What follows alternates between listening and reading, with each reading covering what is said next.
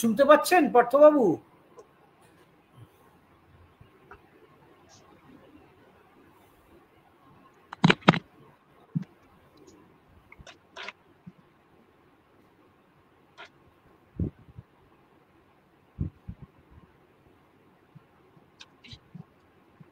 Sir আমার কথা শোনা যাচ্ছে? আমি তো শুনতে পাচ্ছি, উনি পাচ্ছেন কিনা বুঝতে পারছি না। নমস্কার, শুভ সন্ধ্যা। রাষ্ট্রবিজ্ঞান চর্চা কেন্দ্রে স্বাগত। আজকের বিশেষ আলোচনা বিশ্ব জলবায়ু রাজনীতি ও ভারত।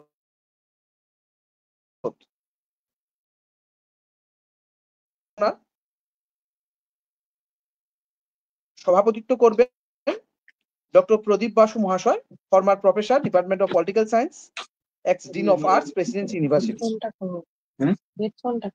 মহাশয়কে রাষ্ট্রবিজ্ঞান চর্চা কেন্দ্রের পক্ষ থেকে অসংখ্য ধন্যবাদ। এছাড়াও senior professor, department of international relation, Jadavpur university.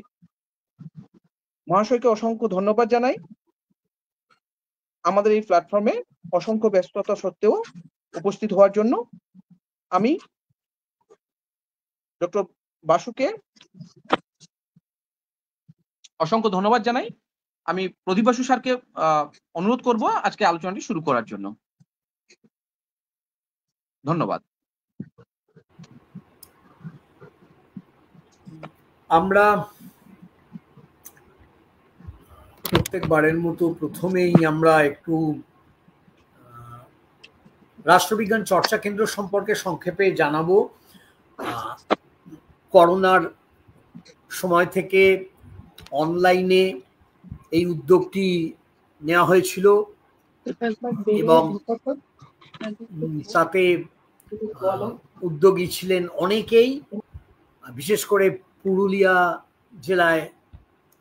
জেলাবাসী, advocate প্রকাশ চক্রবর্তী, এছাড়া ক্ষুদিরাম সেন্ট্রাল কলেজের অধ্যাপক, রাষ্ট্রবিজ্ঞানের অধ্যাপক সমীরণ দাস এবং আরো অনেকে যুক্ত। তো এরা এই গত 3 বছরে 400-র বেশি সেমিনার এবং ওয়েবিনার দুটোই অর্গানাইজ করেছেন এবং তারা অনেকগুলি সেমিনার বাংলাতে করেছেন। এটা একটা বিশেষ রকমের তাৎপর্য বহন করছে, কারণ একাডেমিক্সে বাংলা খুব একটা চর্চা তো হয় না। আর তারা শুধু সেমিনার বা ওয়েবিনার নয়, তারা দূর দূরান্তরে গ্রামাঞ্চলের যারা কিছুটা কম সুবিধাপ্রাপ্ত তাদের সেই সব ছাত্রছাত্রীদের জন্য বইপত্র, blood donation camp, free coaching centre, পোশাক আশাক এগুলির ব্যবস্থা করে থাকেন। আর আমি এইটুকু জানি যে এখনো পর্যন্ত তাদের 10,000-এর উপর সদস্য সংখ্যা, তার মধ্যে একটা বিশাল অংশ পশ্চিমবাংলার এবং এছাড়া পশ্চিমবাংলার বাইরেও আছে, ভারতের অন্যান্য রাজ্যে কিছু, তাছাড়া বিদেশে কয়েকজন। আর আমি ধন্যবাদ জানাই যে তারা আমাকে সভাপতিত্ব করতে ডেকেছেন। তো আজকের বক্তা হলেন ডক্টর পার্থপ্রতিম বসু। তিনি রাষ্ট্রবিজ্ঞানের জগতে একটি উজ্জ্বল নাম। তার পাণ্ডিত্য, তার অসাধারণ শিক্ষক হিসেবে অসাধারণ ভূমিকা, সেগুলি ছাত্রছাত্রী এবং সহকর্মীদের মুখে মুখে ফেরে। তিনি কলকাতা বিশ্ববিদ্যালয় থেকে পলিটিক্যাল সায়েন্সে পিএইচডি করেছিলেন এবং পিএইচডিটি প্রকাশিত হয়েছিল press and foreign policy in India নামে। এখন তিনি যাদবপুর ইউনিভার্সিটিতে ইন্টারন্যাশনাল রিলেশনসের প্রফেসর। এছাড়া তিনি ডিপার্টমেন্টাল চেয়ার ছিলেন। তাছাড়া school of media communication and culture, তার ডিরেক্টর ছিলেন।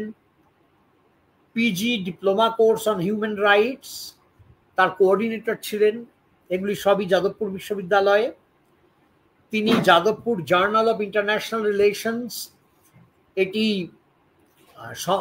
এর এই জার্নালটি বিভাগীয় জার্নাল, তার সম্পাদনা করেছেন 5 বছর ধরে।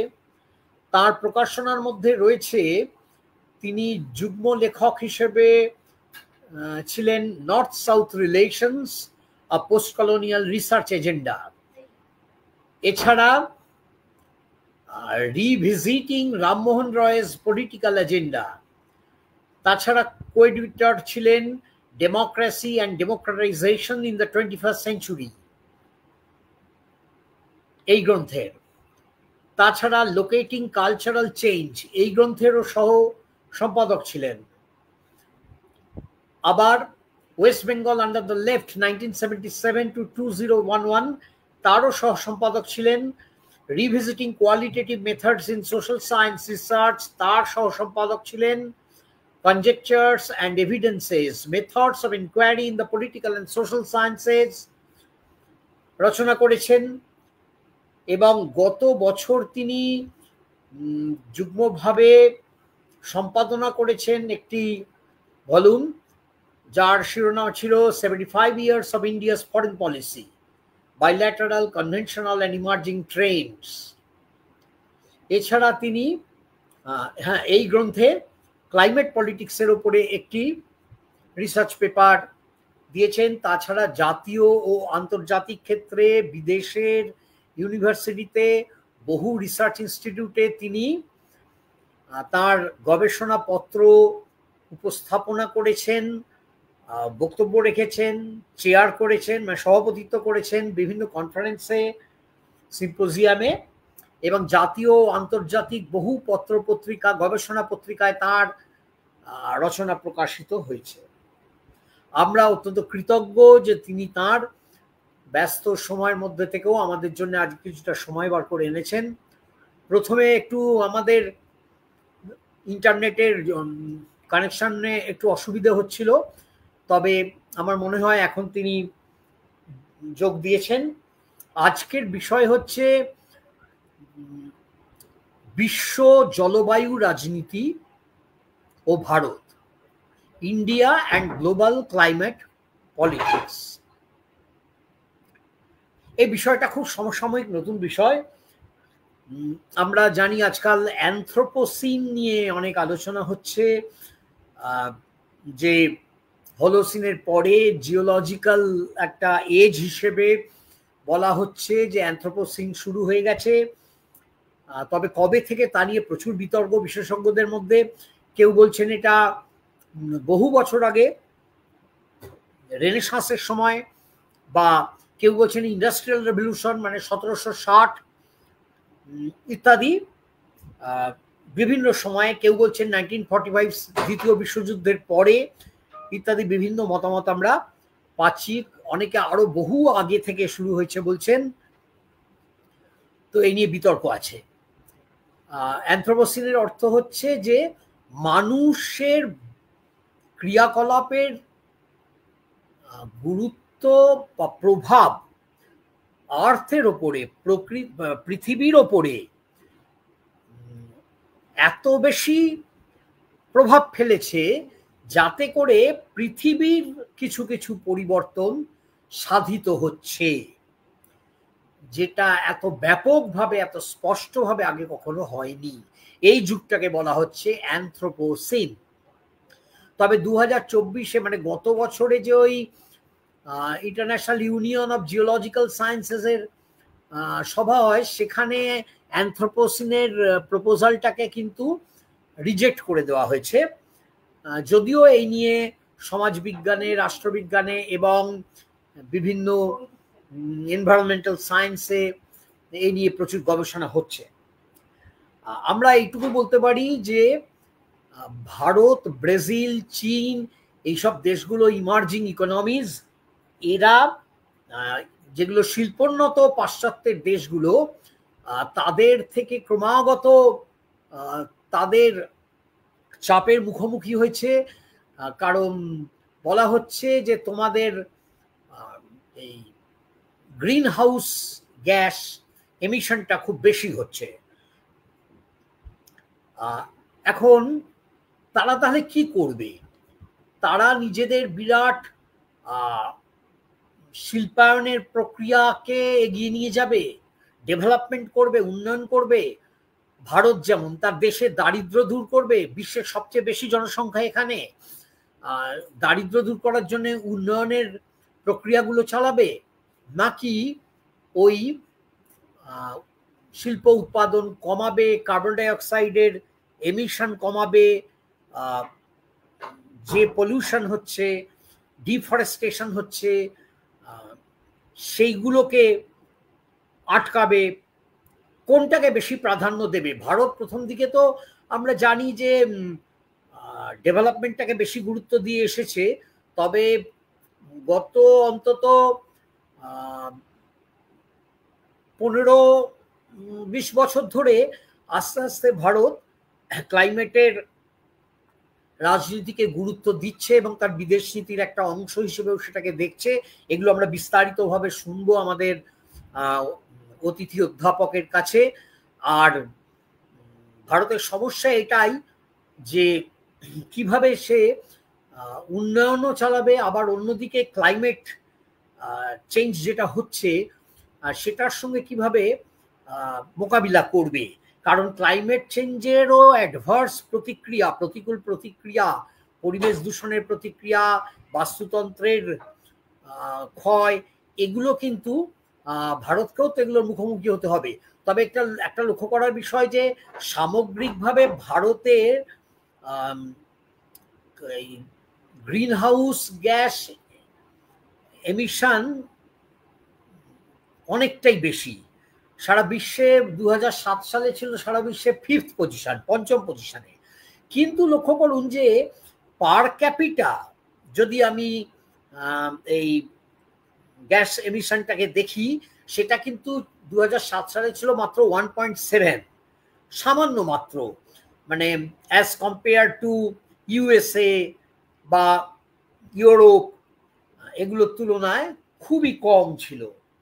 যাই হোক, এখন বিকল্প এনার্জির জন্য অনুসন্ধান চলছে এবং নিশ্চয়ই সেটা আরো এগিয়ে যাবে। মানে কি করে ভারত রাজনীতির ক্ষেত্রে তার গুরুত্বপূর্ণ ভূমিকা পালন করবে। আন্তর্জাতিক রাজনীতিতে ভারতের গুরুত্ব ক্রমশ বেড়েছে এবং সে একটা ইন্টারন্যাশনাল স্ট্যাটাস পাওয়ার জন্যও উদ্গ্রীব। আবার তার দেশে দারিদ্র দূরীকরণের একটা বিরাট সমস্যা আছে, সেটা নিয়েও ভারতীয় নেতারা চিন্তিত। আমরা জানি যে গত মন্ত্রিত্বের সময়, বিগত মন্ত্রিত্বের আগের সরকারে জয়রাম রমেশের সময় থেকে পরিবেশের বিষয়টা বিশেষ গুরুত্ব পেতে থাকে এবং তখনই কিছুটা পলিসি চেঞ্জের পরিস্থিতি লক্ষ্য করা যায়। যাই হোক, এ প্রসঙ্গে আমি আর বিশেষ কিছু বলবো না। আমি ছোট্ট একটা কথা বলে নিই যে গ্লোবাল নেট জিরো এমিশন, এই একটা লক্ষ্য রয়েছে। নেট জিরো কথাটা খুবই শোনা যাচ্ছে এখন। এর মানে যে মানে যতটা পরিমাণে গ্রিন হাউস গ্যাস এমিশন হবে মানুষের দ্বারা, ততটা পরিমাণেই এই গ্রিন হাউস গ্যাস রিমুভাল হবে, অপসারণ হবে মানুষের দ্বারা। এই রকম একটা ব্যালেন্স পজিশনে যেতে পারলে তবে এই বিশাল প্রাকৃতিক যে বিভৎস অবক্ষয়, পৃথিবীর অবক্ষয়, প্রকৃতির অবক্ষয়, এবং যার ফলে মানব জাতি, এবং শুধু মানব জাতি নয়, বায়োডাইভার্সিটিও ভীষণভাবে বিপন্ন। অজস্র প্রজাতি তাদের এলিমিনেশন হয়ে গেছে। হ্যাঁ, 30% অন্তত এলিমিনেশন হয়ে গেছে। অজস্র প্রজাতি প্রাণী, গাছপালা বিলুপ্ত হয়েছে এবং মানুষের এই সমস্ত ক্রিয়াকলাপের জন্যে। তো আমরা এর রাজনীতির বিষয়টা শুনবো ভারতকে সংশ্লিষ্ট করে। অনেক ধন্যবাদ। পার্থবাবু, আপনি শুরু করুন। শুভ সন্ধ্যা, ধন্যবাদ। শোনা যাচ্ছে? হ্যাঁ হ্যাঁ, পরিষ্কার। আচ্ছা, ঠিক আছে। নমস্কার।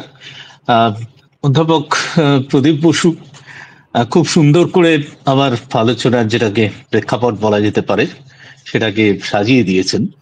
কাজী আমি আর বিলম্ব না করে আমার বক্তব্যে সরাসরি চলে আসছি। যেটা বলার কথা, এই ক্লাইমেট পলিটিক্স এর যে জায়গাটা, সব জিনিসটাই আমাদের কাছে একটা কথা আজকাল খুব পরিচিত হয়ে উঠেছে, ক্লাইমেট চেঞ্জ বা জলবায়ুর পরিবর্তন। এবং তার যে মূল জায়গাটা, যেটাকে আমরা অধ্যাপক বসুর আলোচনায় শুনলাম, গ্রিন হাউস গ্যাস এমিশন। তো কার্বন ডাই অক্সাইডের মতো যে গ্যাসগুলো, সেগুলোকে আমরা এই গ্রিন হাউস গ্যাস যেগুলোকে বলা হচ্ছে, এবং আরো অনেক দৃষ্টান্ত আছে। এবং তার সবচেয়ে বড় ফল, সবচেয়ে বিপজ্জনক ফলাফল যেটা দেখতে পাওয়া যাচ্ছে, সেটা হচ্ছে গ্লোবাল ওয়ার্মিং বা বিশ্ব উষ্ণায়ন। অর্থাৎ পৃথিবীর তাপমাত্রা খুব আশঙ্কাজনক ভাবে বেড়ে চলেছে, এবং তার থেকে নানা রকম ফলাফল তৈরি হচ্ছে আমরা দেখতে পাচ্ছি। যেমন আজকাল আমরা প্রায়ই দেখতে পাচ্ছি, যখন গরম পড়ছে তখন সাংঘাতিক গরম পড়ছে, হিট ওয়েভ হয়ে যাচ্ছে, তাপ প্রবাহ শুরু হয়ে যাচ্ছে। কিন্তু তাপ প্রবাহই একমাত্র নয়, তার পাশাপাশি যখন ঝড় বৃষ্টি হচ্ছে সেও সাংঘাতিক ভাবে হচ্ছে, যখন বন্যা হচ্ছে তারও মাত্রা সাংঘাতিক। এবং তাছাড়াও আবার আরেকটা কথা আমরা শুনছি, খুবই খুবই চিন্তার বিষয়, সেটা হচ্ছে যেই তাপমাত্রা বৃদ্ধির ফলে গ্লেশিয়ার গলে যাচ্ছে, হিমবাহ গলে যাচ্ছে, এবং তার ফলে সমুদ্রতল উঠে আসছে উপরে। এবং তাতে করে আমরা মাঝে মাঝে শুনতে পাই যে আমাদের দেশে শুধু নয়, সারা পৃথিবী জুড়েই অনেক শহর, যেগুলো উপকূলবর্তী শহর, সমুদ্র তটবর্তী শহর, সেই রকম অনেক শহর, অনেক অঞ্চল, সেগুলো নাকি ডুবে যাবে পুরোপুরি আমরা কোনো রকম ব্যবস্থা যদি না করতে পারি। কাজে সব মিলিয়ে আজকের দিনে অনেকেই মনে করছেন যে এই যে গ্লোবাল ওয়ার্মিং বা বিশ্ব উষ্ণায়ন জনিত যে সমস্যাগুলো, সেই সমস্যাগুলো কিন্তু মানে গোটা পৃথিবী, গোটা মানব জাতির পক্ষে একটা বিরাট একটা থ্রেট হিসাবে, একটা বিপদ হিসাবে, একটা আশঙ্কা হিসাবে উপস্থিত হয়েছে। এখন অবশ্যই যেটা অধ্যাপক বসু বলছিলেন, যে আমাদের এই বিষয়ে সচেতনতা তৈরি হয়েছে তুলনামূলকভাবে সাম্প্রতিক কালে, কিন্তু এটা ঠিক যে আন্তর্জাতিক স্তরে, বৈশ্বিক স্তরে, গ্লোবাল প্লেনে আমরা দেখতে পাচ্ছি যে এ বিষয়ে বিভিন্ন দেশ বেশ কয়েক বছর ধরেই আলাপ আলোচনার মধ্য দিয়ে সমস্যাগুলোকে চিহ্নিত করা, সমস্যাগুলোকে অ্যাড্রেস করা, বা তার পথে যে বাধা বিপত্তিগুলো আছে অ্যাড্রেস করার পথে, সেগুলোকে দূর করবার চেষ্টা করা হচ্ছে।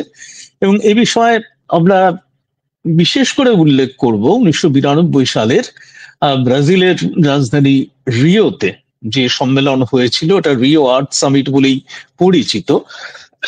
ইউনাইটেড নেশনস এর নেতৃত্বে এই বিশ্ব উষ্ণায়ন সংক্রান্ত সমস্যাগুলো যেগুলো বললাম, সেইগুলোকে চিহ্নিত করা এবং সেগুলোর সম্পর্কে ব্যবস্থা নেওয়ার যে ব্যাপারটা, সেটা শুরু করার চেষ্টা করা হয়েছিল। কিন্তু এটা মাথায় রাখতে হবে যে তারও আগে, তার প্রায় 20 বছর আগে, ইনফ্যাক্ট ঠিক 20 বছর আগে 1972 সালে এই বিষয়ে একটা গ্লোবাল কনফারেন্স হয়েছিল স্টকহোমে। এবং সেইখানেই কিন্তু আমরা মোটামুটি তার থেকে যে রিপোর্টটা প্রকাশিত হয়েছিল, সেই রিপোর্টটাই কিন্তু আমরা বলতে পারি যে গত কয়েক দশকের মধ্যে এই বিষয়টা যে কত বড় একটা জাজ্বল্যমান সমস্যা হয়ে দাঁড়াতে চলেছে, সে ব্যাপারে আমাদের কিন্তু সচেতন করে তোলা, আমাদের সংবেদনশীল করে তোলা, সেটার চেষ্টা হয়েছিল।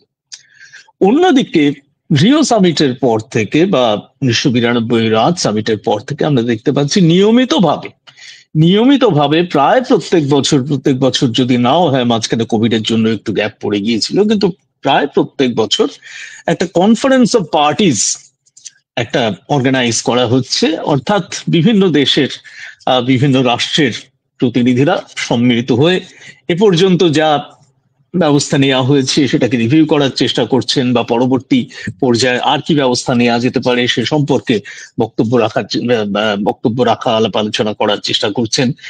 এবং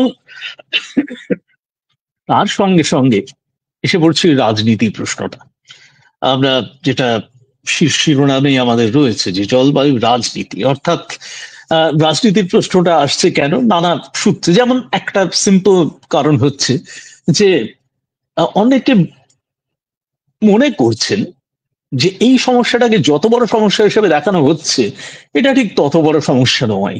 হ্যাঁ, তার জন্য যত যত যত মানে কড়াকড়ি করার কথা বলা হচ্ছে, এতটা করবার কোনো দরকার ছিল না। বেশি দূর যেতে হবে, আমাদের বর্তমান মার্কিন রাষ্ট্রপতি ডোনাল্ড ট্রাম্প তিনি বারবার করে এই কথাটা বলছেন, এবং তিনি যখন ক্ষমতায় থাকেন আর কি, ক্ষমতায় অধিষ্ঠিত হন, তিনি বারবার করে ঘোষণা করেন যে আমেরিকাকে এই ধরনের উদ্যোগগুলো থেকে তিনি সরিয়ে নেবেন। কাজে এটা একটা ব্যাপার, যে বিষয়টা সম্পর্কে আমাদের যে যে আন্ডারস্ট্যান্ডিং, ব্যাপারটাকে আমরা কিভাবে দেখছি, কিভাবে বুঝছি, কিভাবে মূল্যায়ন করছি, সেইটা নিয়ে একটা মত পার্থক্য তৈরি হয়। কিন্তু তার চাইতেও দুটো প্রধান বিষয় হচ্ছে যে, একটা তর্ক হচ্ছে যে এই যে ঘটনাটা ঘটেছে, এই যে বিশ্ব উষ্ণায়ন এবং তার পেছনে গ্রিন হাউস গ্যাস এমিশন, এবং তার পেছনে রয়েছে একটা বিশেষ ধরনের শিল্পায়ন ভিত্তিক উন্নয়নের যে মডেলটা দীর্ঘদিন ধরে চলে আসছে, পশ্চিমী দেশে শুরু হয়েছিল, সেখান থেকে অপশ্চিমী দেশগুলো সেই মডেলটা গ্রহণ করেছে। তো এই গোটা ব্যাপারটার প্রাথমিক দায়িত্ব কার, প্রাথমিক দায়ভার কাকে নিতে হবে, অ্যাকাউন্টেবিলিটি জায়গাটা নিয়ে প্রশ্ন ওঠে। এবং অবভিয়াসলি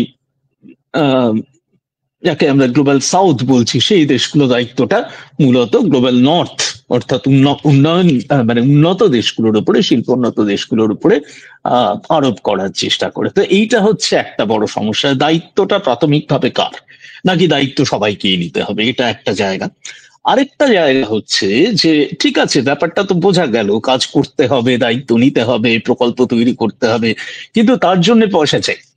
তো সেই ফিন্যান্স, সেই অর্থ কে যোগান দেবে? তো এই ধরনের বিষয়গুলোকে কেন্দ্র করে আমরা দেখতে পাচ্ছি যে একদিকে যেমন নিয়মিতভাবে কতগুলো সম্মেলন, এবং শুধু ওই সিওপির কথা বললাম, শুধু সেখানেই নয়, সারা বিশ্ব জুড়ে নানাভাবেই নানা ধরনের সম্মেলন সারা বছর ধরে দিনের পর দিন অর্গানাইজ করা হচ্ছে। কিন্তু প্রশ্নটা এই ধরনের বিষয়গুলোকে কেন্দ্র করে ব্যাপারটা একটা, বিশেষ করে আমরা যাকে নর্থ ভার্সাস সাউথ পলিটিক্স বলি, ওই উন্নত দেশগুলো বনাম উন্নয়নশীল দেশগুলো, তাদের ভেতরকার যে রাজনীতি, তাদের মধ্যেকার যে রাজনীতি, সেই রাজনীতির প্রশ্নে গোটা ব্যাপারটা জড়িয়ে পড়ছে। তো এই পরিপ্রেক্ষিতে আজকে আমাদের যেটা বক্তব্য, সেটা হচ্ছে ভারতবর্ষের অবস্থান, ভারতবর্ষের ভূমিকা এই গোটা উদ্যোগটার ভেতরে, সেটাই আমাদের আলোচ্য বিষয়। তো ভারত প্রথম থেকে স্টকহোম কনফারেন্স থেকেই কিন্তু এই ধরনের আলাপ আলোচনাগুলোতে খুব আগ্রহের সঙ্গে অংশগ্রহণ করেছে, তার বক্তব্য রেখেছে, এবং কোথাও কোথাও তার ভূমিকা সমাদৃত হয়েছে, কোথাও কোথাও তার ভূমিকা সমালোচিত হয়েছে। কিন্তু সেই ভূমিকার বিচার বিশ্লেষণে যাবার আগে ভারতের দুটো বৈশিষ্ট্য, মানে এটাও আমার আলোচনার প্রেক্ষাপটের একটা অংশ বলা যেতে পারে। তার একটা বিষয় অধ্যাপক বসু তুলেছেন, আমি সেই বিষয়টা ছোট্ট করে আসবো। দুটো প্রশ্ন এখানে রাখার আছে। একটা হচ্ছে যেটা ইতিমধ্যেই বলা হয়েছে, যে ভারতবর্ষের মতো, ভারত তো বটেই, তার মতো আরো অনেক দেশ রয়েছে যারা আজকে গ্লোবাল সাউথ বা উন্নয়নশীল দেশগুলোর অংশ। তো তাদের সবার কাছে এখনো পর্যন্ত পভার্টি বা দারিদ্র, সেটা একটা বিরাট বড় চ্যালেঞ্জ। এবং এখন পর্যন্ত আমাদের যে আন্ডারস্ট্যান্ডিং, আমাদের যে বোধ বুদ্ধি, তাতে করে ওই যে উন্নয়নের কথা বললাম, শিল্প ভিত্তিক উন্নয়ন, যাতে করে আরো বেশি এমপ্লয়মেন্ট তৈরি হতে পারে, আরো বেশি কর্মসংস্থান তৈরি হতে পারে, যাতে করে মানুষের ইনকাম বাড়তে পারে, রোজগার বাড়তে পারে, সেই মডেলটা আমাদের জারি রাখতে হবে। এটা নিয়ে অনেকেই মানে অনেকের মনেই কোনো সন্দেহ নেই যে দারিদ্র দূরীকরণ করতে গেলে এই ধরনের একটা ডেভেলপমেন্ট মডেল রাখাটা খুব জরুরি। কিন্তু তার পাশাপাশি ভারতের পক্ষে এটাও বিবেচনা করার দরকার আছে যে এই ধরনের মডেল ফলো করলে কিন্তু ভারতের মতো একটা দেশ, যেটা অলরেডি বিশ্ব উষ্ণায়নের যে সমস্যাগুলো, সেই সমস্যাগুলো ভারতের ক্ষেত্রে খুব বড় করে আমরা এক্সপিরিয়েন্স করছি, আমাদের অভিজ্ঞতার মধ্যে চলে আসছে, যে সমস্যাগুলোর কথা আগে বললাম, যেমন আমাদের বৃষ্টিপাত, বিশ্ব উষ্ণায়নের ফলে বৃষ্টিপাতের ব্যাপারে আমাদের নানা রকম একটা ভ্যারিয়েবিলিটি দেখতে পাওয়া যাচ্ছে। যেভাবে অতীতে বৃষ্টিপাত ঘটতো, বৃষ্টিপাতের ছকটা যেভাবে ছিল এবং তার উপরে যেভাবে আমাদের কৃষি ব্যবস্থা দাঁড়িয়েছিল, নির্ভরশীল ছিল, সেই ব্যাপারটা কিন্তু অনেকটা এখন পাল্টে গেছে। তাতে করে আমরা আজকে যাকে ফুড সিকিউরিটি বলছি, খাদ্য নিরাপত্তা, সেটাও কিন্তু চ্যালেঞ্জের মুখোমুখি হয়ে গেছে। ফলে প্রশ্নটা হচ্ছে যে ভারত কিন্তু এই ধরনের সমস্যাগুলোর চাপটা খুব ভালোভাবেই ফিল করছে। আবার তার সঙ্গে যদি আমরা ডেভেলপমেন্টের মডেলটা যেভাবে চলছিল সেভাবেই যদি আমরা চালিয়ে যাই, তাহলে কিন্তু এই সমস্যাগুলো আরো বাড়বে। এটা একটা চ্যালেঞ্জ ভারতের দিক থেকে। আরেকটা চ্যালেঞ্জ হচ্ছে যেটা বলা হচ্ছিল যে আমরা যদি অতীতের হিসাব নিই, অতীতে গ্রিন হাউস গ্যাস এমিশনের ক্ষেত্রে ভারতের কি ভূমিকা, ডেফিনেটলি আমরা বলতে পারবো সেই ভূমিকাটা খুবই নেগলিজিবল, খুবই সামান্য কন্ট্রিবিউশন ভারত করেছে বা ভারতের মতো উন্নয়নশীল দেশগুলো করেছে বিশ্বের উন্নত দেশগুলোর তুলনায়। কিন্তু এটাও কিন্তু আজকে অস্বীকার করার কোনো উপায় নেই যে আজকের দিনের বা গত 2-3 দশকের হিসাব যদি আমরা নিই, তাহলে কিন্তু দেখতে পাবো যে ভারত বিশেষ করে পোস্ট লিবারালাইজেশন পিরিয়ডে যেভাবে ভারতীয় অর্থনীতি এগোচ্ছে, যে ধাঁচে এগোচ্ছে, তাতে করে কিন্তু ভারতের এই গ্রিনহাউস গ্যাস এমিশনের যে টোটাল ভলিউম, সেটা কিন্তু বেশ উদ্বেগজনকভাবে বাড়ছে। বিশেষ করে ভারতের সঙ্গে বা ভারতের আগেই চীনের নামও নিতে হয়, বা ব্রাজিল বা সাউথ আফ্রিকার মতো যেগুলো শিল্পায়নের ভিত্তিতে যারা খুব দ্রুত এগোবার চেষ্টা করছে গত কয়েক বছরের মধ্যে, গত কয়েক দশকের মধ্যে, তাদের কথা নিঃসন্দেহে আসবে, সবার কথাই আসবে। কিন্তু ভারতের কথায় ফিরে এসে বলি, যে কথাটা হচ্ছিল যে পার ক্যাপিটা এমিশন, অর্থাৎ মাথা পিছু যে গ্রিনহাউস গ্যাসের যে নিঃসরণ, সেই হিসাবটা আবার খানিকটা প্যারাডক্সিক্যালি ভারতের ক্ষেত্রে সেটা তুলনামূলকভাবে এখনো অনেক কম, ঠিকই। কিন্তু এখানে আবার অনেকে একটা কথা বলছেন যে ভারতের ক্ষেত্রে একদিকে আমরা বলছি টোটাল ভলিউমটা অনেক, কিন্তু পার ক্যাপিটা এটা খুব কম। তার একটা বড় কারণ হচ্ছে ভারতের জনসংখ্যা, মাথার সংখ্যা এত বেশি যে মাথা পিছু হিসাব করলে যে জিনিসটা একটা খুব বড়সড় চ্যালেঞ্জ, বড়সড় বিপদের চেহারা নিতে পারে, সেটাকে কিন্তু আবার অনেকটা ছোটখাটো দেখাতে পারে। কাজে এইখানে এই যে দুটো বিষয় আমাদের একটু মাথায় রাখতে হবে, এই দুটো কথা মাথায় নিয়ে এবারে আমরা ভারতের যে অবস্থান আন্তর্জাতিক মঞ্চে, সেই অবস্থানটাকে আমরা দেখবার চেষ্টা করব এবং একটু ঐতিহাসিক আলোচনার ভিত্তিতে আবার আলোচনার স্কিমটা বলি। আমি প্রথমে বলবার চেষ্টা করব যে ভারতের এই যে বিশ্ব উষ্ণায়নকে কেন্দ্র করে ভারতের যে রাজনৈতিক অবস্থান আন্তর্জাতিক মঞ্চে, সেটা কিভাবে তার বিবর্তন ঘটেছে 3টে পর্যায়ে আমি দেখাবার চেষ্টা করব। অর্থাৎ ভারতের অবস্থানটা পাল্টেছে কিভাবে, তার 3টে ফেজ রয়েছে আমি বলার চেষ্টা করব। তারপরে বলার চেষ্টা করব যে এই পরিবর্তন, এই বদলগুলো কেন ঘটলো। যেমন অধ্যাপক বসু একটা নাম নিয়েছেন, জয়রাম রমেশ, ঠিক ইনি একজন, আমরা ফিরে আসবো এনার কথায়, ইনি একজন মেজর কন্ট্রিবিউটর আমরা বলতে পারি এই অবস্থান বদলের পেছনে। আরো কিছু কিছু ফ্যাক্টরের আলোচনা আমরা করব। আর সবশেষে আমরা যেটা বলবার চেষ্টা করব সেটা হচ্ছে যে ভারত এখন যে অবস্থানটা নিয়েছে, যে লাইনটা নিয়েছে, তার মধ্যে কিন্তু একটা দোলাচল থেকে গেছে। এখন সেই দোলাচলটা থাকাটা বাঞ্ছনীয় নাকি আরো পরিষ্কার করে একটা অবস্থান নেয়ার দরকার আছে, সেই আলোচনাটা দিয়ে আমরা শেষ করব। মোটামুটি এই আবার আজকের বক্তব্যের স্কিম। তো আমার বক্তব্যের মূল অংশটা জুড়ে থাকবে ভারতের রাজনৈতিক অবস্থানের বদল বা তার বিবর্তন, এবং তারপরে ওই দুটো বিষয় তার একটা ব্যাখ্যা দেওয়ার চেষ্টা করা এবং তার একটা মূল্যায়ন করার চেষ্টা করা। তা একদম প্রথম পর্যায়ে, যেমন এই রিও সামিটের ক্ষেত্রে যদি বলি, সেই সময় ভারতের অবস্থানটা কি ছিল, খুব অল্প কতগুলো কথায় আমরা যদি তাকে সামারাইজ করবার চেষ্টা করি, এক কথায় বলতে গেলে ভারতের দাবি ছিল যে এই যে বিশ্ব উষ্ণায়ন বা তার থেকে যে সমস্যা বা সেগুলোর যে সমাধান করার যে চেষ্টা করা, এই গোটা ব্যাপারটার মধ্যে জাস্টিস আর ইকুইটি, ন্যায় বিচার আর সমতাই বলবো, তার একটা ভূমিকা থাকতে হবে। এবং সেখান থেকে যে কথাটা বলবার চেষ্টা করা হলো, ভারত একা নয়, উন্নয়নশীল দেশের তরফেই ভারত কথা বলেছে, দেশগুলোর তরফেই ভারত কথা বলেছে। এবং সেখানে প্রথম এবং প্রধান কথাটা হচ্ছে যে এই যে শিল্পোন্নয়নের ফলে, শিল্পোন্নয়নের যে জয়যাত্রা, কোট আনকোট জয়যাত্রা আমরা কয়েক শতাব্দী ধরে দেখেছি, সেইটা তো মূলত ঘটেছে পশ্চিমী দেশগুলোতে। তার সুফলটাও প্রধানত তারাই ভোগ করেছে এবং উন্নয়নশীল দেশগুলো সেখানে জয়েন করেছে অনেক পরে। ফলে এখানে দায়িত্বটাও, সমস্যা সমাধান করার দায়িত্বটা প্রাথমিকভাবে প্রায় পুরোটাই এই পশ্চিমী দেশগুলোর, উন্নত পশ্চিমী দেশগুলোর সেই দায়িত্ব বহন করা উচিত, তাদের হিস্টোরিক্যাল রেসপন্সিবিলিটি, ঐতিহাসিক দায়িত্বের কথা মাথায় রেখে। অন্যদিকে ভারতের মতো দেশগুলোর উপরে কোন রকম লিগ্যাল অব্লিগেশনের ব্যাপারে চাপানো চলবে না। অর্থাৎ এই সময়ের মধ্যে এতখানি তোমার গ্রিন হাউস গ্যাস এমিশন কাট করতে হবে, এইরকম কোনো কিছু তাদের উপরে চাপিয়ে দেওয়া চলবে না।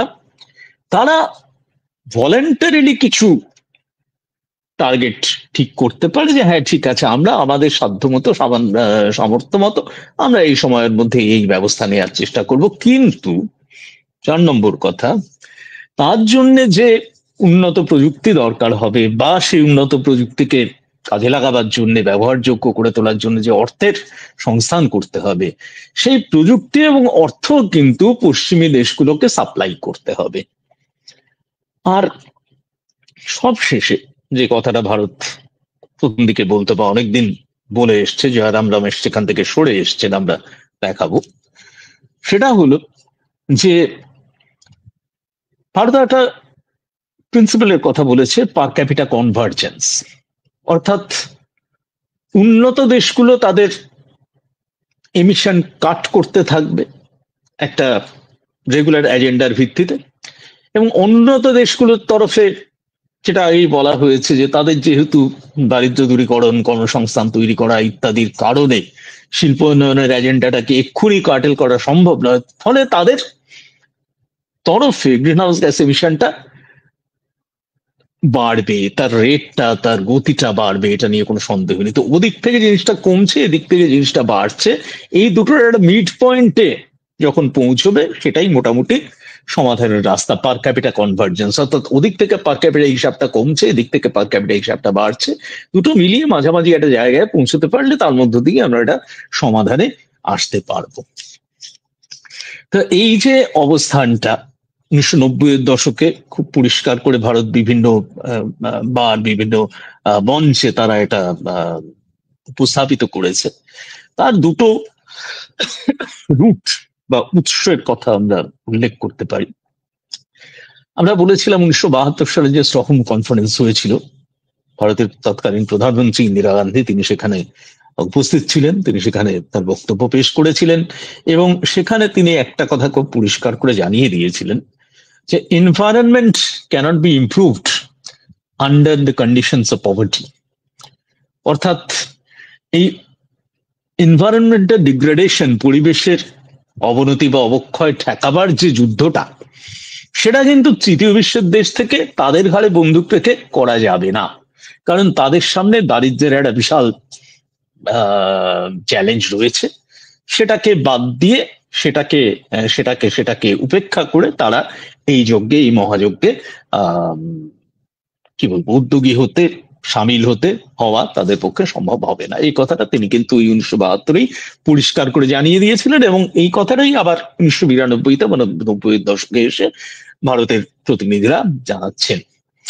কিন্তু দ্বিতীয় আর একটা রুটের কথা যেটা বলছিলাম, এই 90-এর দশকে এসে একটা রিপোর্ট বেরোলো 90-এর দশকের গোড়ায়, অনিল আগরওয়াল এবং সুনিতা নারায়ণ দুজনে লিখলেন global warming in an unequal world. এবং সেখানে তারা একটা দুটো জিনিসের মধ্যে একটা তফাৎ করলেন। এই গ্রিন হাউস গ্যাস এমিশন যেটা হচ্ছে, তার একটা অংশকে, একটা ধরনকে তারা বললেন সার্ভাইভাল এমিশন, আরেকটা অংশকে তারা বললেন লাক্সারি এমিশন। অর্থাৎ কিছু কিছু ক্ষেত্রে, কিছু কিছু দেশের ক্ষেত্রে এই যে এমিশনটা তারা ঘটাতে হচ্ছে, সেটা ঘটাতেই হচ্ছে, কারণ সেটা না করলে, সেটাকে একেবারে পুরোপুরি বাদ দিলে সার্ভাইভাল, অর্থাৎ তাদের দেশের মানুষের বেঁচে থাকাটাই কঠিন হয়ে যাবে। একটা একটা ন্যূনতম লিভিং স্ট্যান্ডার্ড মেনটেন করে বেঁচে থাকাটাই তাদের পক্ষে কঠিন হয়ে যাবে। বা উন্নয়নশীল দেশগুলোর যেটা লক্ষ্য, যে ক্রমশ তাদের দেশের যে লিভিং স্ট্যান্ডার্ড, মানুষের যে লিভিং স্ট্যান্ডার্ড, সেটাকে উঁচু করা, সেটা সম্ভব হবে না। অন্যদিকে তারা বলছেন উন্নত দেশগুলো আজকে যে এমিশনটা ঘটাচ্ছে সেটা অনেকটা হচ্ছে লাক্সারি এমিশন, অর্থাৎ জীবনযাত্রার জন্য ন্যূনতম প্রয়োজনীয় যে বিষয়গুলো দরকার সেগুলো, সেই জায়গাগুলো তারা অনেকদিনই পৌঁছে গেছে। ইনফ্যাক্ট তার থেকে অনেক ওপরে অলরেডি পৌঁছে গেছে। যে জীবনযাত্রাটাকে তারা কার্টেল করা, যে জীবনযাত্রার ধাঁচটাকে পাল্টানো তাদের পক্ষে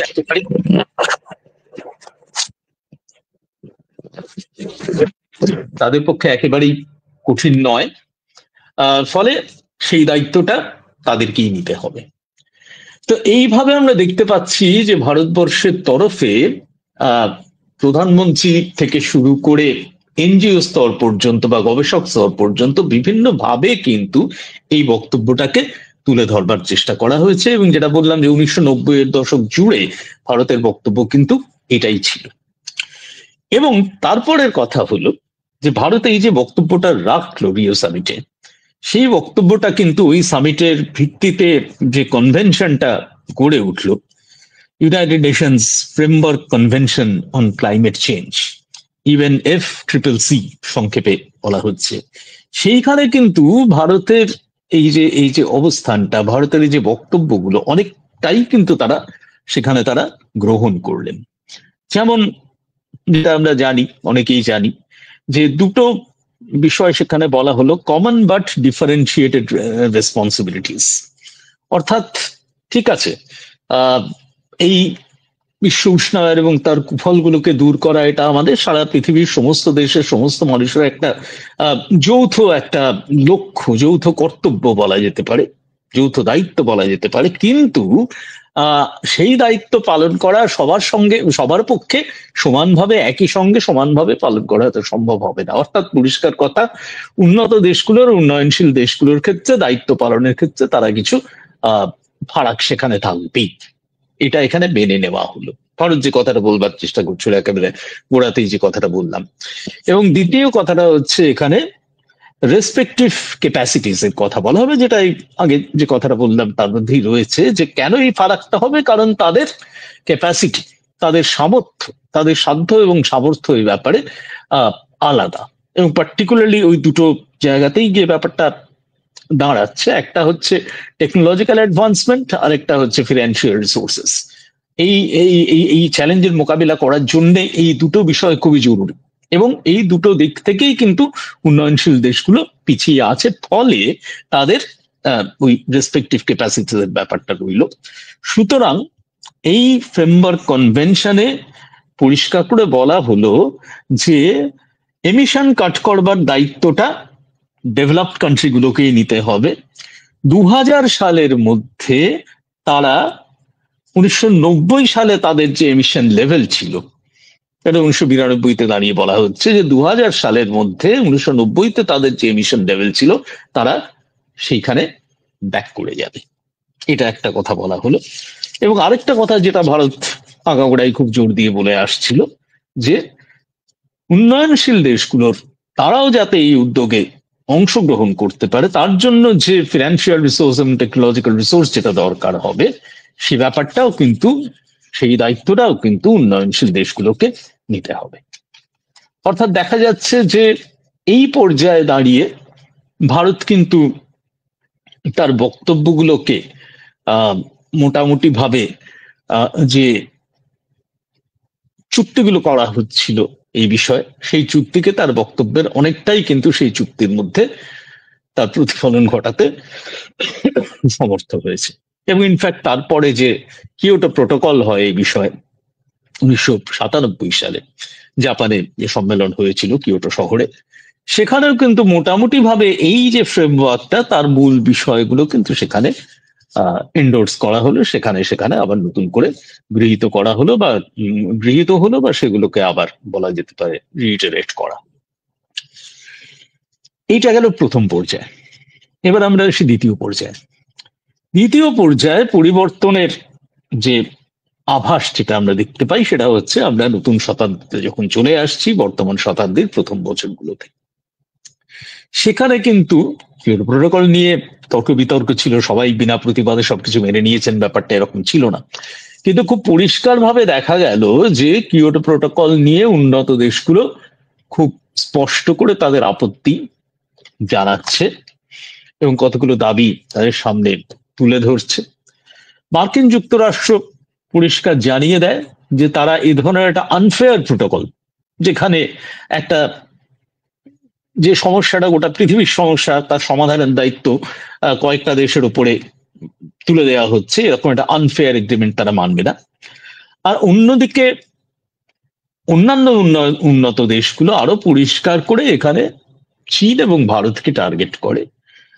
তারা বলে, তারা জানায় যে এই যে উন্নয়নশীল দেশগুলোর নামে যে কনসেশন দেয়া হচ্ছে, ভারত বা চীন ওই মানে বর্তমান শতকের গোড়ার দিকে ভারত বা চীন তারা তাদের একদিকে তাদের যে ডেভেলপমেন্ট এজেন্ডা, অন্যদিকে তাদের যে এমিশন লেভেল, দুটো দিকেরই নিরিখে তাদের কিন্তু উন্নয়নশীল দেশ আর বলা যাচ্ছে না এবং তাদেরকে এই কনসেশন গুলো দেওয়া হচ্ছে, এই জিনিসটাও মেনে নেওয়া যাচ্ছে না। বস্তুত যেটা বলছিলাম যে এর আগেও 90-এর দশকে যখন এই ফ্রেমওয়ার্ক কনভেনশন তৈরি হয়েছে বা কিয়োটো প্রোটোকল তৈরি হয়েছে বা মাঝখানে প্রথম এই কনফারেন্স অফ পার্টিজ অর্গানাইজ করা হয়েছে সম্ভবত 1995 সাল, এই জায়গায় ওই যে ভারত তার নিজের বক্তব্যটাকে এই চুক্তিগুলোর মধ্যে ঢুকিয়ে দিতে পেরেছিল, তার জন্য কিন্তু ভারতের একটা কূটনৈতিক সাফল্য, সেটা কিন্তু আমাদের স্বীকার করতে হবে। একদিকে উন্নয়নশীল দেশগুলোর একটা তাদের মধ্যে একটা আঁতাত তৈরি করে গ্রুপ অফ 77, G77 বা AOSIS অর্থাৎ ওই ছোট ছোট দ্বীপ রাষ্ট্রগুলো, তাদের যে অ্যালায়েন্স, এই দেশগুলোর সঙ্গে একটা অ্যালাইনমেন্ট তৈরি করে, অ্যালায়েন্স তৈরি করে, এবং অন্যদিকে ইউরোপ এবং আমেরিকার মধ্যে সেই তর্কের বিস্তারিত আলোচনায় যাওয়ার সুযোগ নেই, কিন্তু ইউরোপ এবং আমেরিকার মধ্যে এই বিষয়ে মানে সমস্যাটার সমাধান কি করে করা যাবে সেই নিয়ে তাদের মধ্যে একটা তর্ক বিতর্ক ছিল। যেমন ইউরোপ গোটা সমস্যাটাকে অনেক বেশি কম্প্রিহেন্সিভ ওয়েতে দেখা এবং সমস্ত দেশকে তার মধ্যে নিয়ে আসা, একটা সেন্ট্রালাইজড একটা সলিউশন খুঁজে বার করা, এই জায়গাটাতে তারা প্রথম থেকেই জোর দিয়েছে। তুলনামূলকভাবে আমেরিকা একটা ডিসেন্ট্রালাইজ সলিউশন, একটা লোকালাইজ সলিউশন, সেই জায়গাগুলোর উপরে তার প্রতি তারা ঝুঁকে ছিল। ফলে এই যে ইউরোপ আমেরিকার দ্বন্দ্ব, এই দুটো দিক থেকে এই দুটো বিষয়কে কাজে লাগিয়ে একদিকে একটা থার্ড ওয়ার্ল্ড কোয়ালিশন তৈরি করে, অন্যদিকে ফার্স্ট ওয়ার্ল্ড এর মধ্যে যে তাদের ভেতরকার যে দ্বন্দ্ব, ভেতরকার যে ডিভিশন, এই দুটোকে কাজে লাগিয়ে ভারত কিন্তু তার বক্তব্যটাকে তুলে ধরতে পেরেছিল, খুব সাফল্যের সঙ্গে তুলে ধরতে পেরেছিল। কিন্তু এইবারে নতুন শতাব্দী এসে দেখা যাচ্ছে যে এই যে সমালোচনা যারা করছিলেন মূলত ডেভেলপড কান্ট্রিজ এর মধ্যে থেকে, তারা কিন্তু এবারে খুব পরিষ্কার করে বলছেন, এবং বিশেষ করে কথাটা খুব স্পষ্ট করে দেয়া হচ্ছে 2007 সালে বালিতে যে সম্মেলন হয়েছিল, বালি অ্যাকশন প্ল্যান সেখান থেকে তৈরি করা হলো, এবং সেখানে স্পষ্ট করে বলে দেওয়া হলো যে কিয়োটো প্রোটোকলে যেখানে বলা হয়েছিল যে ডেভেলপড কান্ট্রিগুলো 2012 সালের মধ্যে, আগে আমরা একটা 2000 সালের লক্ষ্য একটা ডেডলাইন পেয়েছিলাম কিয়োটো প্রোটোকলে, সেটাকে 2012 অব্দি এক্সটেন্ড করা হয়েছিল এবং সেটাকে বলা হয়েছিল ফার্স্ট কমিটমেন্ট পিরিয়ড। তো কিসের কমিটমেন্ট? যে উন্নত দেশগুলো প্রত্যেকে একটা তারা একটা নির্দিষ্ট সময় ধরে, একটা নির্দিষ্ট সময় অর্থাৎ প্রত্যেক বছরে তারা কতখানি এমিশন কাট করবে তার একটা কমিটমেন্ট তারা দেবে এবং সেই মতো তারা কাজ করবে। কাজ করবে কিনা, করছে কিনা সেটা আলাদা কথা, কিন্তু এরকম একটা বাধ্যবাধকতা তাদের উপরে তৈরি করা হয়েছিল। তো বালি অ্যাকশন প্ল্যানে এসে বলা হলো যে কিয়োটো প্রোটোকলের চাইতে আরো কম্প্রিহেন্সিভ একটা প্ল্যান তৈরি করা, অর্থাৎ এবারে আমরা ওই যে ইউরোপ আমেরিকার যে তফাৎটা দেখছিলাম সেই তফাৎটা আস্তে আস্তে ঘুচে যাচ্ছে, মিটে যাচ্ছে এবং ইউরোপিয়ান দৃষ্টিভঙ্গিটা খানিকটা প্রাধান্য পেয়ে যাচ্ছে। যে বলা হলো যে এবারে যে কিয়োটো প্রোটোকলের পরে যে নতুন আমাদের যে ব্যবস্থাটা আনতে হবে সেইখানে কিন্তু আমাদের অর্থাৎ 2012 পরে এমন একটা ব্যবস্থা তৈরি করতে হবে যেটা কিন্তু আরো মানে দায়িত্বের জালটাকে আরো অনেক বড় করে ছড়িয়ে দেবে, এবং সেই ধরনের একটা ব্যবস্থা তার আউটলাইনটা তৈরি করে ফেলতে হবে 2009 সালে কোপেনহেগেন শহরে যে কনফারেন্স অফ পার্টিজ অনুষ্ঠিত হতে চলেছে সেইখানে। তো এখানে একটা পরিষ্কার ডেডলাইন দিয়ে দেওয়া হলো যে 2009 মধ্যে আমরা কিন্তু একটা নতুন ব্যবস্থা সেট আপ করতে যাচ্ছি। এই পরিপ্রেক্ষিতে আমরা দেখতে পাচ্ছি ভারতের ক্ষেত্রেও কিন্তু একটা বদল ঘটছে। ইউপিএ সরকারের পরিবেশ মন্ত্রী, minister of environment Jairam Ramesh, তিনি কোপেনহেগেনের সম্মেলনের আগে তিনি একটা ঘোষণা করছেন, কোট আনকোট বেশ চাঞ্চল্যকর ঘোষণা, এই অর্থে যে এতদিন পর্যন্ত ভারত তার যে অবস্থান নিয়ে এসেছে, মানে খুব দৃঢ়ভাবে তার সে অবস্থানে সে স্টিক করে থেকেছে, সেই জায়গাটা থেকে সরে এসে তিনি দুটো কথা বলছেন। একটা কথা হচ্ছে যে এই বিশ্ব উষ্ণায়ন প্রতিহত করবার জন্য যে ব্যবস্থা নেয়ার যে চেষ্টা, সেখানে ভারতকে আরো একটা প্রোঅ্যাক্টিভ রোল নিতে হবে, আরো উদ্যোগী হতে হবে। ইনফ্যাক্ট এর আগে বেশ কিছু কনফারেন্সে ভারত যেহেতু তার ওই নিজের জায়গা থেকে তারা নড়তে চাইছিল না, ফলে তাকে অনেক ক্ষেত্রেই একটা ডিল ব্রেকার বলে উল্লেখ করা হয়েছে, সমালোচনা করা হয়েছে। সবাই মিলে যে জায়গাটাতে এগ্রি করছে ভারতের সেটা উল্টো কথা বলে সেই ডিলটাকে নষ্ট করে দিচ্ছে। তো সেই ভূমিকাটা থেকে, অর্থাৎ যেটা একটা নেগেটিভ পারসেপশন তৈরি হয়েছিল, জয়রাম রমেশ বলার চেষ্টা করলেন যে তার থেকে আমাদের একটা সদর্থক উদ্যোগ দেখিয়ে আমাদের একটা পজিটিভ পারসেপশন তৈরি করতে হবে। এবং দ্বিতীয় কথাটা তিনি যেটা বললেন যে তার জন্যে আমরা যে একদিন ধরে ওই পার ক্যাপিটা কনভার্জেন্সের কথা বলে আসছি, ওই দৃষ্টিভঙ্গির ওই নীতিটার ওপারে যেতে হবে, পার ক্যাপিটা প্লাস প্রজেক্টটা নিতে হবে। অর্থাৎ তিনি উদাহরণ দিয়ে বলছেন যে আমাদের অর্থনীতির যে বিভিন্ন ক্ষেত্রগুলো রয়েছে, সেক্টরগুলো রয়েছে, সেখানে একটা কতগুলো পারফরমেন্স ইন্ডিকেটর বেঁধে দিতে হবে, এগ্রিকালচার, ইন্ডাস্ট্রি, এটা ওটা সেটা। অর্থাৎ আমরা নিজেদের মতো করে সেখানে একটা এমিশন নর্ম তৈরি করব, বাইরে থেকে চাপিয়ে দিচ্ছি এরকম ব্যাপারটা নয়, কিন্তু আমাদের নিজেদের মতো করে একটা এমিশন নর্ম তৈরি করতে হবে যে এর উপরে আমরা যাব না, আমরা এমিশনটাকে এর মধ্যে সীমাবদ্ধ রাখবার চেষ্টা করব। এটা কেন করা দরকার তারও ব্যাখ্যা রমেশ দিচ্ছেন। একটা হচ্ছে, আমরা আগেই বলেছি যে ভাবের ঘরে চুরি করে লাভ নেই। ভারত কিন্তু ক্লাইমেট চেঞ্জের বিপদটা যে দেশগুলোর উপরে সবচেয়ে বেশি করে অনুভূত হচ্ছে, ভারত কিন্তু সেই দেশগুলোর একটা। কাজেই বিদেশ নীতির কথা ছেড়ে দিই, উন্নত দেশগুলো কি বলছে তার কথা ছেড়ে দিই, আমাদের নিজেদের স্বার্থে, আমাদের নিজেদের প্রয়োজনেই আমাদের কিন্তু এই ধরনের কিছু ব্যবস্থা নেওয়ার দরকার আছে। এটা একটা কারণ হিসাবে তিনি তুলে ধরলেন। আরেকটা কথা তিনি বললেন যে, যেটা আগেও বলা হলো, যে ভারত মোটামুটি ভাবে এই শতাব্দীতে সে নিজেকে একটা মেজর পাওয়ার হিসাবে, গ্লোবাল পাওয়ার হিসাবে সে নিজেকে প্রতিষ্ঠা করতে সক্রিয় হয়েছে, সচেষ্ট হয়েছে। তার নিজের পারসেপশনও পাল্টেছে, অন্যদের পারসেপশনও পাল্টেছে বলে আশা করা যায়। ফলে একটা মেজর পাওয়ার হিসেবে তার কিন্তু কতগুলো দায়িত্ব রয়েছে। একটা বিশ্ব শক্তি হিসাবে যদি উঠে আসতে হয় তাহলে কিন্তু তাকে কতগুলো বাড়তি দায়িত্ব, বিশেষ করে এই ধরনের যে বিশ্বজনীন সমস্যার ক্ষেত্রে তাকে কিছু বাড়তি দায়িত্ব পালন করতে হবে। কাজেই সেটাকেও মাথায় রেখে রমেশ তার এই কোর্স কারেকশন, এই ভারতের যে পথ পরিবর্তন, তার কথাটা তিনি উল্লেখ করলেন। স্বাভাবিকভাবেই খুব বড় রকমের সমালোচনার ঝড় উঠলো। কেন উঠলো আমরা আগেই ব্যাখ্যা করেছি। সমালোচনা এলো খুব প্রত্যাশিত ভাবেই বিরোধী রাজনৈতিক দলগুলোর কাছ থেকে। তারা বলল যে এটা এক ধরনের সেল আউট, উন্নত দেশগুলোর চাপের কাছে মাথা নিচু করে দেশের স্বার্থ বিকিয়ে দেয়া হলো।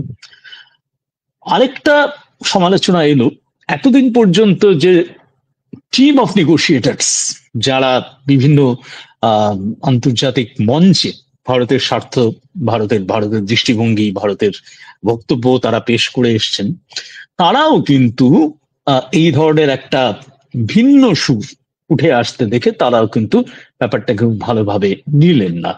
তারাও কিন্তু বললেন এ ধরনের জয়রাম রমেশের তরফে এ ধরনের একতরফা কতগুলো ঘোষণা তারাও মেনে নিতে পারছেন না।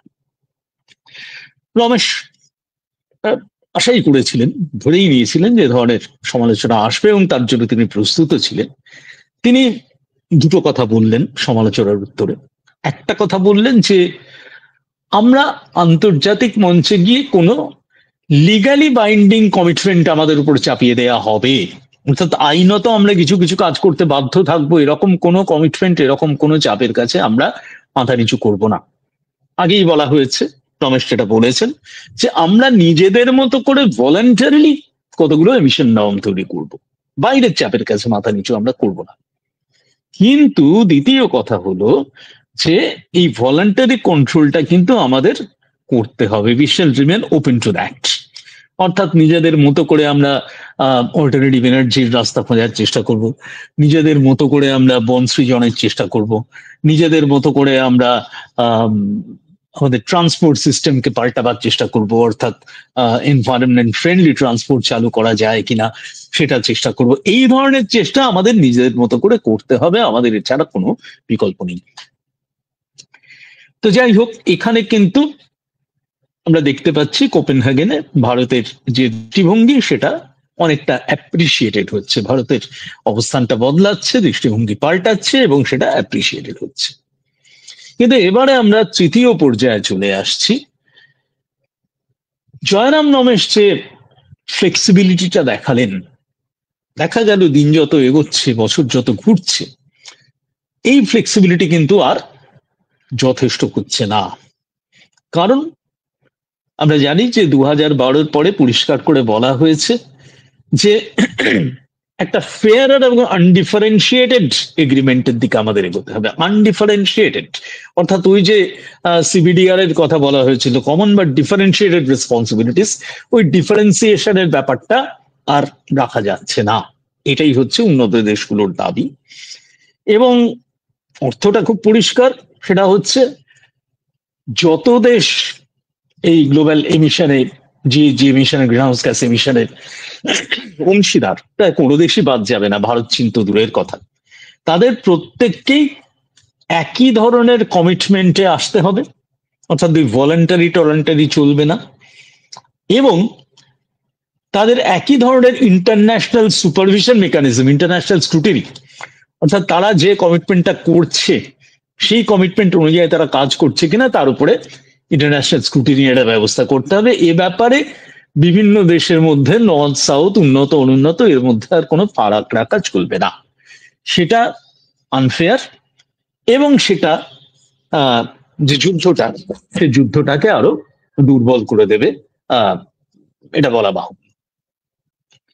তো এই জায়গায় দাঁড়িয়ে ভারত একটা নতুন গোষ্ঠী, বেসিক, যে চারটে নাম আমরা মাঝে মাঝে করছি, ব্রাজিল, সাউথ আফ্রিকা, ইন্ডিয়া এবং চায়না, এই গোষ্ঠীর ছাতার তলায় দাঁড়িয়ে ভারত আবার ওই কথাটাই বলবার চেষ্টা করলো যে ঠিক আছে, নতুন ব্যবস্থায় যাওয়া হোক, কিন্তু সেখানে এই যে ডিফারেন্সিয়েশনের ব্যাপারটাকে পুরোপুরি বাতিল করে দেওয়া হচ্ছে, পুরোপুরি উড়িয়ে দেওয়া হচ্ছে, অ্যাজ ইফ এরকম কোনো ডিফারেন্স নেই উন্নত এবং অনুন্নত দেশগুলোর ওই টেকনোলজির দিক থেকে হোক, ফিনান্সিয়াল রিসোর্সের দিক থেকে হোক, তাদের মোটিভেশনের দিক থেকে হোক, তাদের মধ্যে কোনোই পার্থক্য নেই।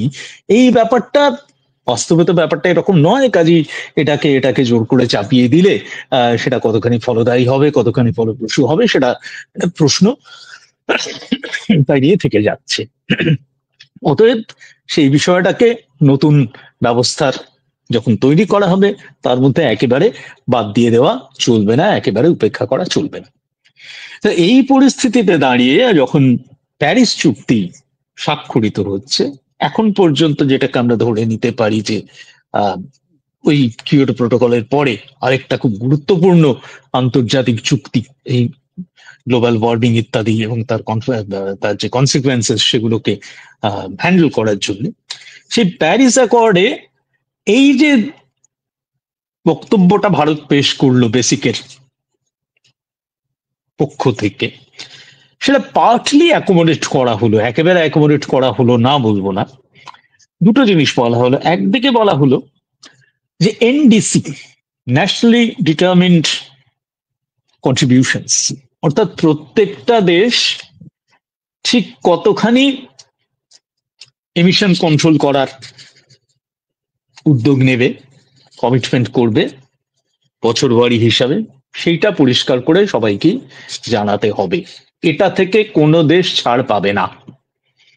কিন্তু কমিটমেন্টের লেভেলটা প্রত্যেকটা দেশের হাতে ছেড়ে দেয়া হলো, অর্থাৎ কমিটমেন্টটা করতেই হবে, কিন্তু কি কমিটমেন্ট নেওয়া হচ্ছে, কি আন্ডারটেকিং করা হচ্ছে, সেই ব্যাপারটা খানিকটা ছাড় থাকছে, খানিকটা ফ্লেক্সিবিলিটি থাকছে। তো যেটা বলবার কথা, 2015 সালে তখন ইউপিএ সরকার পাল্টে গিয়ে এনডিএ সরকার এসেছে এবং আমরা দেখতে পাচ্ছি যে নতুন প্রধানমন্ত্রী নরেন্দ্র মোদী, তিনি কিন্তু প্যারিস চুক্তিতে, প্যারিস সম্মেলনে এবং প্যারিস চুক্তির ক্ষেত্রে তিনি কিন্তু খুব গুরুত্বপূর্ণ ভূমিকা নিচ্ছেন, খুব উদ্যোগী ভূমিকা নিচ্ছেন এবং সেখানে তিনি একটা বিষয়কে পরিষ্কার করে দিচ্ছেন যে ভারত যেমন, যে কথাটা রমেশও বলেছিলেন সেটা আরো জোর দিয়ে এখন বলা হচ্ছে, যে ক্লাইমেট গভর্নেন্সের ক্ষেত্রে, অর্থাৎ এই ক্লাইমেট ইস্যুগুলো ম্যানেজ করবার জন্য যে ব্যবস্থা, সেখানে ভারত একটা লিডারশিপ রোল নেওয়ার জন্য প্রস্তুত, সেখানে একটা নেতৃত্বের ভূমিকা, নেতার ভূমিকা নেওয়ার জন্য ভারত প্রস্তুত। এই মেসেজটা তিনি কিন্তু খুব পরিষ্কার করে সেখানে দিচ্ছেন। দ্বিতীয়ত, ভারত যে ওই এনডিসি যেটা ঘোষণা করছে, ন্যাশনালি ডিটারমিন্ড কমিটমেন্ট যেটা ঘোষণা করছে, সেইখানে বলা হচ্ছে খুব একটা অ্যাম্বিশাস এনডিসি অনেকে মনে করেছেন। সেখানে তিনটে কথা খুব পরিষ্কার করে বলা হয়েছে, যে একটা হচ্ছে যে ভারত অল্টারনেটিভ এনার্জি রিসোর্স খুঁজতে তৎপরতার সঙ্গে সেগুলো অনুসন্ধান করার চেষ্টা করবে, তার তার তার মানে ওভারঅল যে রিসোর্স ম্যাপ, তার মধ্যে এই এই এই অংশটা ক্রমশ বাড়াবার চেষ্টা করবে, তার কন্ট্রিবিউশনটা, তার কম্পোনেন্টটাকে বাড়াবার চেষ্টা করবে।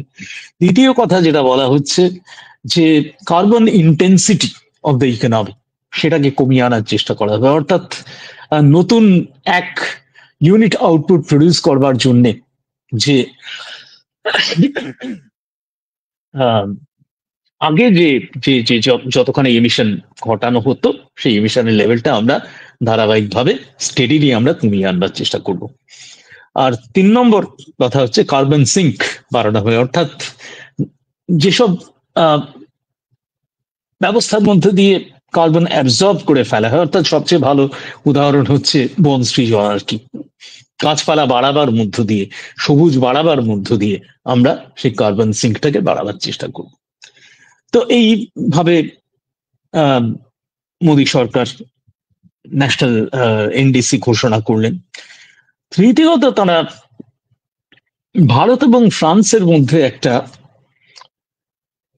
যৌথ উদ্যোগে একটা ইন্টারন্যাশনাল সোলার অ্যালায়েন্স তৈরি করা হলো এবং যেটা বলতে চাওয়া হলো, ইমপ্লিকেশনটা কি, ইমপ্লিকেশনটা হলো এর মধ্যে দিয়ে তারা একটা দৃষ্টান্ত স্থাপন করার চেষ্টা করছেন, যাতে করে সারা পৃথিবী জুড়ে সৌরশক্তি ব্যবহার বা সাধারণভাবে অল্টারনেটিভ এনার্জি ব্যবহার, তার সেই ব্যবহারটা বাড়ানো যেতে পারে, মানুষকে তার প্রতি বা বিভিন্ন দেশকে, বিভিন্ন রাষ্ট্রনায়কদের তার প্রতি আরো সেন্সিটিভ করে তোলা যেতে পারে, সংবেদনশীল করে তোলা যেতে পারে। সেইটাও একটা কিন্তু বড় উদ্যোগ ভারত নিল। আর শেষ যে কথাটা, সেটা হচ্ছে যে প্যারিস চুক্তির সময় থেকে একটা কথা উঠছিল যে প্রি ইন্ডাস্ট্রিয়াল লেভেলে পৃথিবীর যে তাপমাত্রা ছিল, সেই তাপমাত্রা তার থেকে আর যেন 1.5 থেকে 2 ডিগ্রির বেশি না বাড়তে পারে। প্রথমে 2 ডিগ্রি বলা হয়েছিল, তারপরে 1.5 ডিগ্রি বলা হয়েছিল, এবং সেইটার জন্য সমস্ত দেশ কমিটেড হবে, এবং ভারতও কিন্তু সেই কমিটমেন্টটা মেনে নিয়েছিল। অর্থাৎ এগুলোর প্রত্যেকটার ক্ষেত্রেই ভারতের যে অরিজিনাল বক্তব্য যে আমরা আমাদের মতো করে ডেভেলপমেন্ট আমাদের চালিয়ে যেতেই হবে, আমাদের কোনো বিকল্প নেই, কোনো অন্যথা করা যাবে না, সেই জায়গা থেকে অন্তত তত্ত্বগতভাবে ইন টার্মস অফ প্রিন্সিপাল তারা কিন্তু সরে এলো। অর্থাৎ এই যে কমিটমেন্ট গুলো তারা নিল, তার থেকে একটা জিনিস পরিষ্কার যে ওই ধাঁচে, ওই প্যাটার্নে ডেভেলপমেন্ট কিন্তু আর এগিয়ে নিয়ে যাওয়া যাবে না। তো এই জায়গাতে এসে তাহলে আমরা মোটামুটি 3টে ফেজ যে ভারতের আন্তর্জাতিক মঞ্চে ভারতের যে উদ্যোগ, তার যে 3টে পর্যায়, সে 3টে পর্যায়ে আমরা দেখাবার চেষ্টা করলাম। তবে এই কথাটা মনে রাখা দরকার যে ডিফারেন্সিয়েশন, অর্থাৎ ওই যে সবার দায়িত্ব এক নয়, ওই ব্যাপারটা কিন্তু ভারত একেবারে সেই অবস্থানটা তারা পুরোপুরি ছেড়ে দেয়নি। আমরা সেই জায়গাটাতে একদম শেষ করার আগে ফিরে আসবো। তার আগে দুটো কথা একটু ছোট করে বলে নিই, যে দুটো কথা বলেছিলাম, যে একটা হচ্ছে যে ব্যাখ্যা কেন এই পট পরিবর্তন ঘটছে, খুব সংক্ষেপে তার কতগুলো তার পেছনে কতগুলো ফ্যাক্টরকে আমরা উল্লেখ করব। আর আরেকটা কথা হচ্ছে যে ওই যেটা বললাম যে তার একটা মূল্যায়ন করার চেষ্টা করবো, এই নতুন উদ্যোগগুলো তার একটা মূল্যায়ন করার চেষ্টা করবো। আমরা 5টা বিষয়কে খুব সংক্ষেপে চিহ্নিত করতে পারি কেন এই গত 15-20 বছরের মধ্যে আমাদের এই পরিস্থিতিটা পাল্টালো। প্রথম কথা হচ্ছে আমাদের যেগুলো conventional resources, fossil fuel based যে রিসোর্স, সেগুলো মূলত পেট্রোলিয়ামের কথা আমরা বলতে পারি, সেটা কিন্তু ক্রমশ খুব কস্টলি হয়ে দাঁড়াচ্ছিল, চিরকালই কস্টলি, এবং তার সেই কস্টের ব্যাপারটা, তার যে উচ্চ মূল্য, সেই ব্যাপারটা আমাদের কাছে একটা চ্যালেঞ্জ।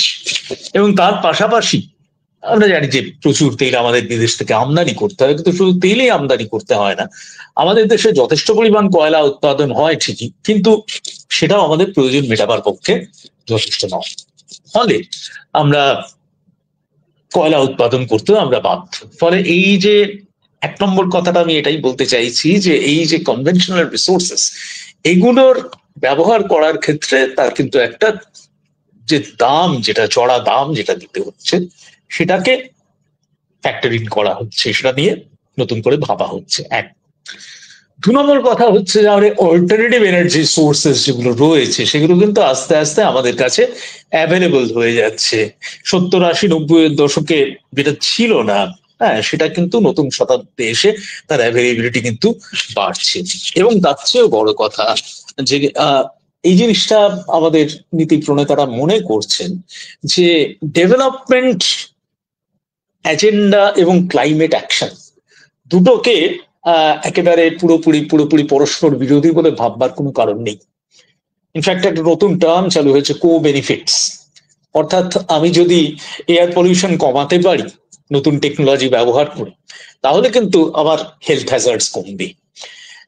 এইভাবে কো বেনিফিটস এর ধারণাটা কিন্তু আস্তে আস্তে আমাদের কাছে অনেকটা গ্রহণযোগ্য হয়ে উঠেছে। তৃতীয় কথাটা হচ্ছে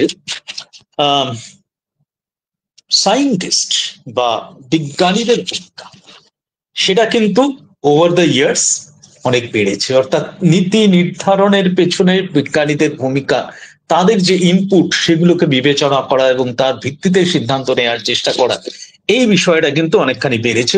ব্যাপারে বিশেষ করে আমরা একজনের নাম করব, রাজেন্দ্র পাচৌরি, যিনি কিন্তু একজন মানে এই ক্ষেত্রে একজন আন্তর্জাতিক মুখ হয়ে উঠেছেন।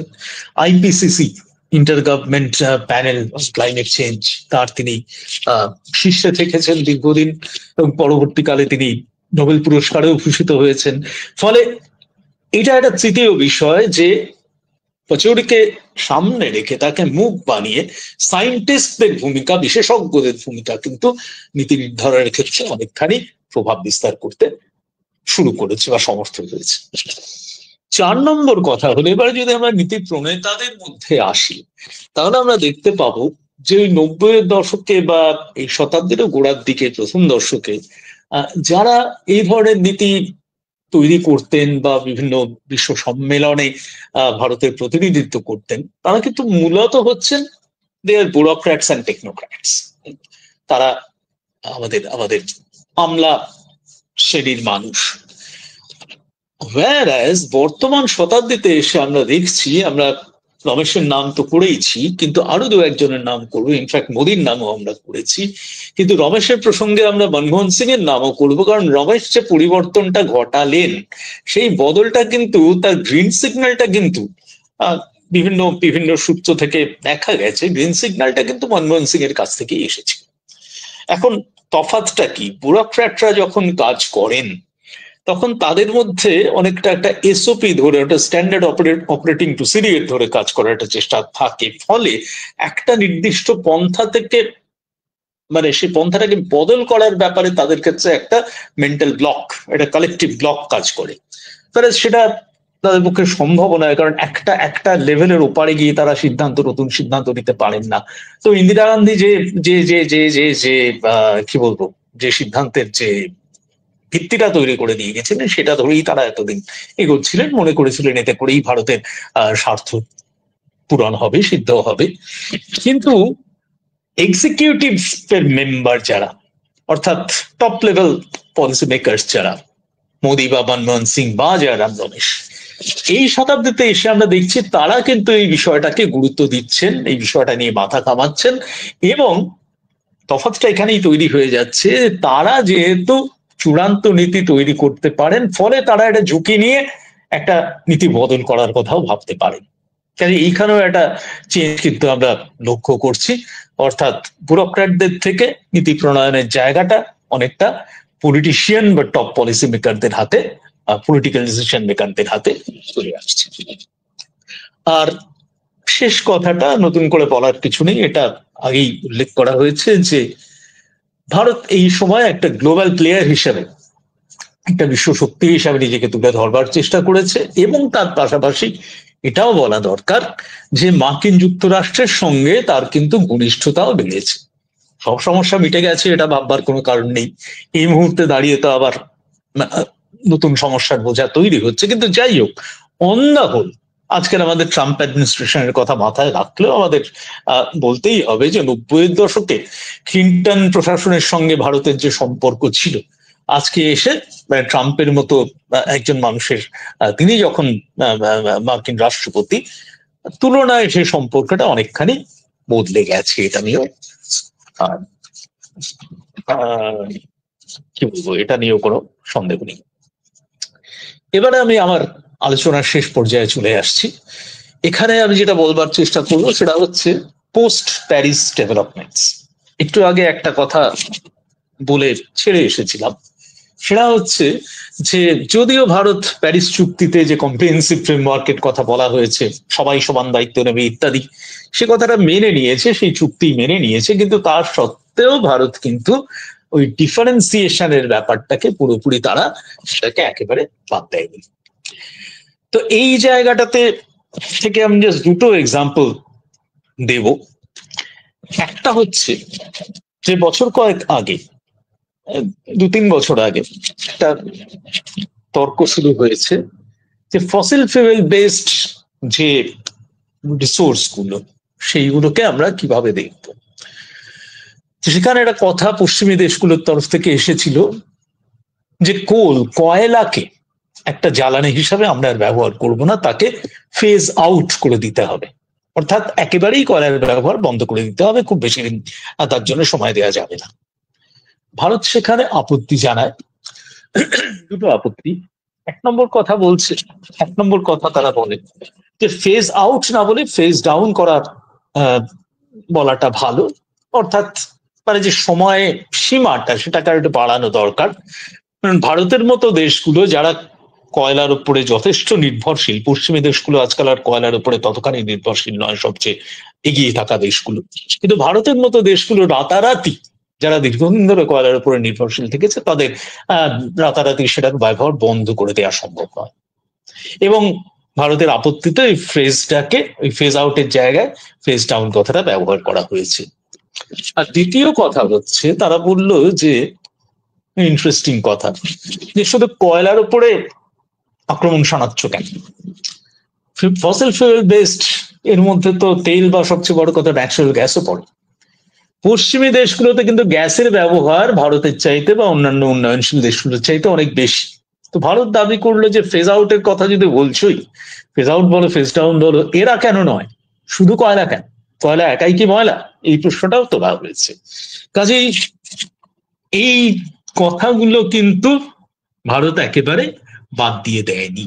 অর্থাৎ একেবারে শুরুতে ওই যে জাস্টিস ইকুইটির ব্যাপারটা ছিল, ওই যে উন্নত বিশ্ব অনুন্নত বিশ্বের মধ্যে একটা তফাৎ থাকা দরকার দায়িত্ব নেওয়ার ক্ষেত্রে, সেই জায়গাগুলো ভারত কিন্তু এখনো এমফাসাইজ করে যাচ্ছে। এখান থেকে আমাদের শেষ কথা,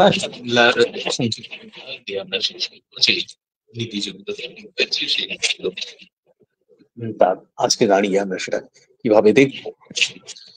আমরা যদি সমালোচকদের কথা বলি, তার একটা সমালোচনা তো আমরা আগেই শুনেছি, জয়রাম রমেশ যখন রাস্তা বদল করার কথা বলেছিলেন, তখন যে সমালোচনাটা করা হয়েছিল সেই সমালোচনাটা তো রয়েই গেছে এখনো পর্যন্ত।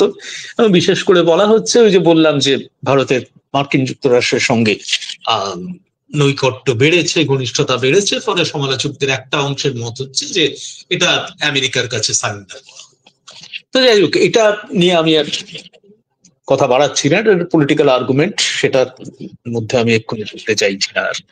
কিন্তু যেটা বলবার কথা, এবং এখানে আমি একজন লেখকের কথা বলবো, একজন গবেষকের কথা, নওরোজ দুবাস, যিনি দীর্ঘদিন ধরে ভারতের যে জলবায়ু নীতি আন্তর্জাতিক মঞ্চে, তিনি সেটাকে অবজার্ভ করছেন, ওয়াচ করছেন, তার ইভ্যালুয়েট করছেন, তার পরামর্শ দিচ্ছেন। তো তিনি বলছেন যে ভারতকে আজকে একটা হার্ড ডিসিশন তাকে নিতে হবে, একটা স্টার চয়েস তার সামনে রয়েছে। দুবাসের মধ্যে একটা কথা আমাদের বোধহয় মেনে নেওয়ার সময় এসেছে, যে কার্বন ইন্টেন্সিভ ডেভেলপমেন্ট মডেল, অর্থাৎ ওই যে ট্র্যাডিশনাল ডেভেলপমেন্ট মডেল যেটা ছিল, সেইটাকে বোধহয় আর সেটার সঙ্গে সেটার উপরে খুব বেশি জোর দেওয়া, সেটা বোধহয় আমরা আর করতে পারবো না। সে ব্যাপারে আমাদের একটা সিদ্ধান্ত নেওয়ার সময় এসেছে, যে এটা আমাদের বাতিল করার দিকে এগোতে হবে। এবং সেই জায়গা থেকে তিনি বলছেন যে আন্তর্জাতিক মঞ্চে আমরা যাই বলি না কেন, যাই কমিট করি না কেন, আমরা যদি দেশের ভেতরের দিকে তাকাই, অনেক ক্ষেত্রেই আমরা দেখতে পাবো যে আমরা আন্তর্জাতিক মঞ্চে যা বলছি, দেশের ভেতরে অন্য কিছু করছি। অর্থাৎ আমরা ইজ অফ ডুইং বিজনেসের নামে অনেক ক্ষেত্রেই আমাদের যে এনভায়রনমেন্টাল রেগুলেশন যেগুলো রয়েছে, পরিবেশ সংক্রান্ত আইন যেগুলো রয়েছে, নির্দেশিকা যেগুলো রয়েছে, অনেক ক্ষেত্রেই কিন্তু সেগুলো থেকে ছাড় দিয়ে দেওয়া হচ্ছে। বা কয়লার উৎপাদন, আমরা ওখানে বলছি না আমরা ফেজ ডাউন করার কথা ভাববো, কিন্তু কয়লার উৎপাদন কিন্তু বাড়িয়ে যাওয়া হচ্ছে, এবং এগুলো কিন্তু রাজনৈতিক সিদ্ধান্ত মাফিকই হচ্ছে। তো এই কথাটা দুবাসের প্রথম বক্তব্য, যে এই ব্যাপারে আমাদের একটা পরিষ্কার অবস্থান নেয়ার দরকার। এবং অনেকটা রমেশের ধাঁচেই তিনি বলছেন যে এটা কিন্তু বাইরে থেকে কে কি বললো, কে আমাদের উপর কি চাপিয়ে দিল, কার কাছে আমাদের সারেন্ডার করতে হলো, সেই কথাটা মাথায় না রেখেই ভাবতে হবে। এটা আমাদের নিজেদের জন্য, নিজেদের দেশের মানুষের জন্য দরকার, এইভাবে ভাবতে হবে। ডেভেলপমেন্ট ব্যাপারটাকে যেমন আমরা ধরে নিচ্ছি যে আমাদের দেশের দারিদ্র দূরীকরণের জন্য একেবারেই প্রয়োজন, উল্টো দিকে গিয়ে আমাদের এটাও আজকে ভাবতে হবে যে এই ধরনের পরিবেশ বান্ধব যে ব্যবস্থাগুলো, সেই ব্যবস্থাগুলো গ্রহণ করা, তার প্রতি একটা সদর্থক দৃষ্টিভঙ্গি গড়ে তোলা, এটাও কিন্তু ঠিক একইভাবে আমাদের প্রয়োজন। এটা একটা কথা তিনি বলছেন। আরেকটা কথা তিনি বলছেন যে ভারত প্রথম থেকে একটা ইকুইটির কথা বলে আসছে, এবং ইকুইটি ব্যাপারটা কিভাবে ডিফাইন করা হচ্ছে উন্নত দেশ এবং অনুন্নত দেশগুলোর মধ্যে। এবং ভারত কিছুদিন আগে আমরা দেখেছি G20 সম্মেলন ইত্যাদি সব জায়গাতেই ভারত নিজেকে face of the global south বলে নিজেকে তুলে ধরার চেষ্টা করছে, গ্লোবাল সাউথের প্রবক্তা হিসেবে, মুখপাত্র হিসেবে তুলে ধরার চেষ্টা করছে। দুবার সেখানে বলছেন আরেকটা কথা আমাদের একটু ভাবার দরকার আছে, এই যে গ্লোবাল সাউথের কথা বলা হচ্ছে, গ্লোবাল সাউথ কি সবসময় একটা ইউনাইটেড ভয়েসে কথা বলে? সবসময় কি এক সুরে কথা বলে? তাদের সবার স্বার্থ কি এক? বা তাদের সবার স্বার্থকে এক যদি না হয়, তাহলে তাদেরকে কি সবসময় একটা প্ল্যাটফর্মে নিয়ে আসা যাবে? এই সমস্যাটা সামনে দাঁড়িয়ে সুভাষ বলছেন যে ইকুইটি প্রশ্নটা আমাদের একটু অন্যভাবে ভাবতে হবে। নর্থ সাউথ টার্মস এর বাইরে আমাদের রিচ পুয়ার ব্যাপারটা ভাবতে হবে। এবং বিশেষ করে আমরা দেখতে পাই যে রিচ পুয়ারের ব্যাপারটা কিন্তু প্রত্যেকটা রাষ্ট্রের নিজের মধ্যেই আছে, আমেরিকা তার বাইরে নয়। ইনফ্যাক্ট আমরা জানি যে ডোনাল্ড ট্রাম্প যে এইভাবে আজকে রাষ্ট্রপতি হলেন, তাই নিয়ে যে বিচার বিশ্লেষণ চলছে, তার মধ্যে কিন্তু এই প্রশ্নটাও আছে যে আমেরিকার সবাই কিন্তু সমান ধনী, সমান সমৃদ্ধ। তো সেটা যদি ভারতের মতো একটা দেশের ক্ষেত্রে সেটা বিচার করা যেতে পারে, সেখানে খুব সহজেই সে কথাটা বলা যেতে পারে যে আমাদের ভেতরে ওই ধনী দরিদ্রের ফারাকটা ভীষণ বেশি। এবং এইখানে দুবাস যে কথাটা বলছেন যে আমাদের দেশের ভেতরের দিকে আমরা যদি তাকাবার চেষ্টা করি, তাহলে দেখবো যে আমরা সারা বিশ্বের সামনে যে গিয়ে যে কথাটা বলছি, আমাদের দেশেও কিন্তু সেই পরিস্থিতিটা রয়ে গেছে। দেশের দরিদ্রতম মানুষগুলো যারা ওই গ্রিন হাউস গ্যাস এমিশনের ক্ষেত্রে ভূমিকা নগণ্য, প্রায় কিছুই নেই। মজার কথা হচ্ছে যে গ্লোবাল ওয়ার্মিং যখন হচ্ছে বা তার ফলাফল যখন ঘটছে, হিটওয়েভ থেকে শুরু করে খরা থেকে শুরু করে বন্যা থেকে শুরু করে ওই ওই ওই উপকূলবর্তী শহরগুলো ডুবে যাচ্ছে, প্রত্যেকটা ক্ষেত্রেই দেখা যাচ্ছে মাঠটা কিন্তু তারাই সবচেয়ে বেশি করে খাচ্ছে। কাজে আমরা ওখানে গিয়ে যে নীতির কথাটা বলছি, এখানে কিন্তু আমরা সেই নীতিটাকে রূপায়ণ করতে পারছি না।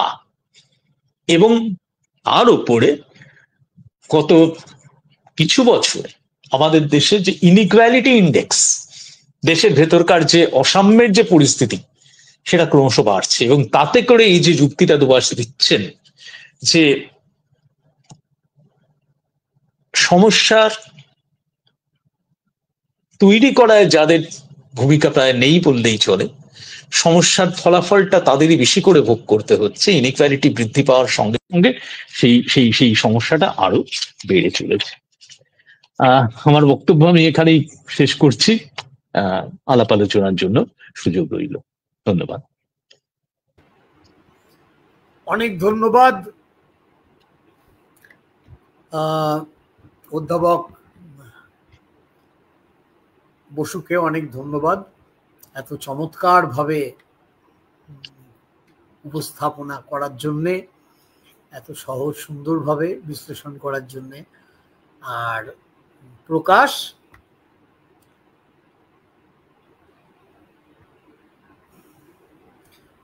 প্রশ্ন কিছু এসেছে কি?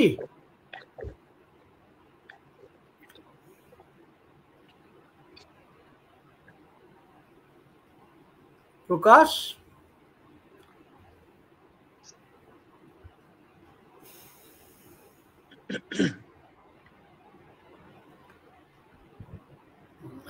আচ্ছা, যতক্ষণ না প্রকাশ আসছে, হয়তো কানেকশনের সমস্যা হচ্ছে। আমার একটা প্রশ্ন আমি একটু রাখতে পারি আপনার কাছে? হ্যাঁ হ্যাঁ, অবশ্যই। আমার প্রশ্নটা হচ্ছে যে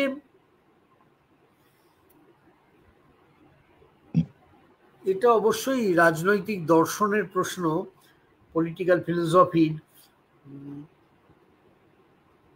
আমি জানি না এটা কিভাবে দেখা উচিত। মানে এই যে জাস্টিস বা ইকুইটির কথা আপনি বললেন, সেখানে বোঝাই যাচ্ছে যে ওই ইকুয়ালিটির যে ট্র্যাডিশনাল ধারণাটা, ওইটা দিয়ে জাস্টিসকে পাওয়া যাবে না। যেমন সব সাইজের, একই সাইজের জামা যেমন সব মানুষকে দিলে জাস্টিস হয় না, সেরকম। তো তাহলে এই যে একটা সময় ইন্ডাস্ট্রিয়াল রেভলিউশন হলো বা তারও আগে যে কলোনিয়ালিজম ছিল, আপনি এক জায়গায় হিস্টোরিক্যাল রেসপন্সিবিলিটির কথা বলেছেন, তো তার মানে কলোনিয়ালিজম বা উপনিবেশবাদের যে প্রক্রিয়াটা, সেখানে তো একটা বিরাট ওই লুণ্ঠনের ব্যাপার ছিল এবং ওখানেই ক্ষমতার অসাম্যটা কাজ করেছে। যারা পাওয়ারফুল মেট্রোপলিটান দেশ তারা কলোনি বানিয়েছে, এই অসাম্যের ভিত্তিতে তারা লুণ্ঠন করেছে, শোষণ করেছে, তাদের দেশে ইন্ডাস্ট্রিয়াল রেভলিউশন করেছে।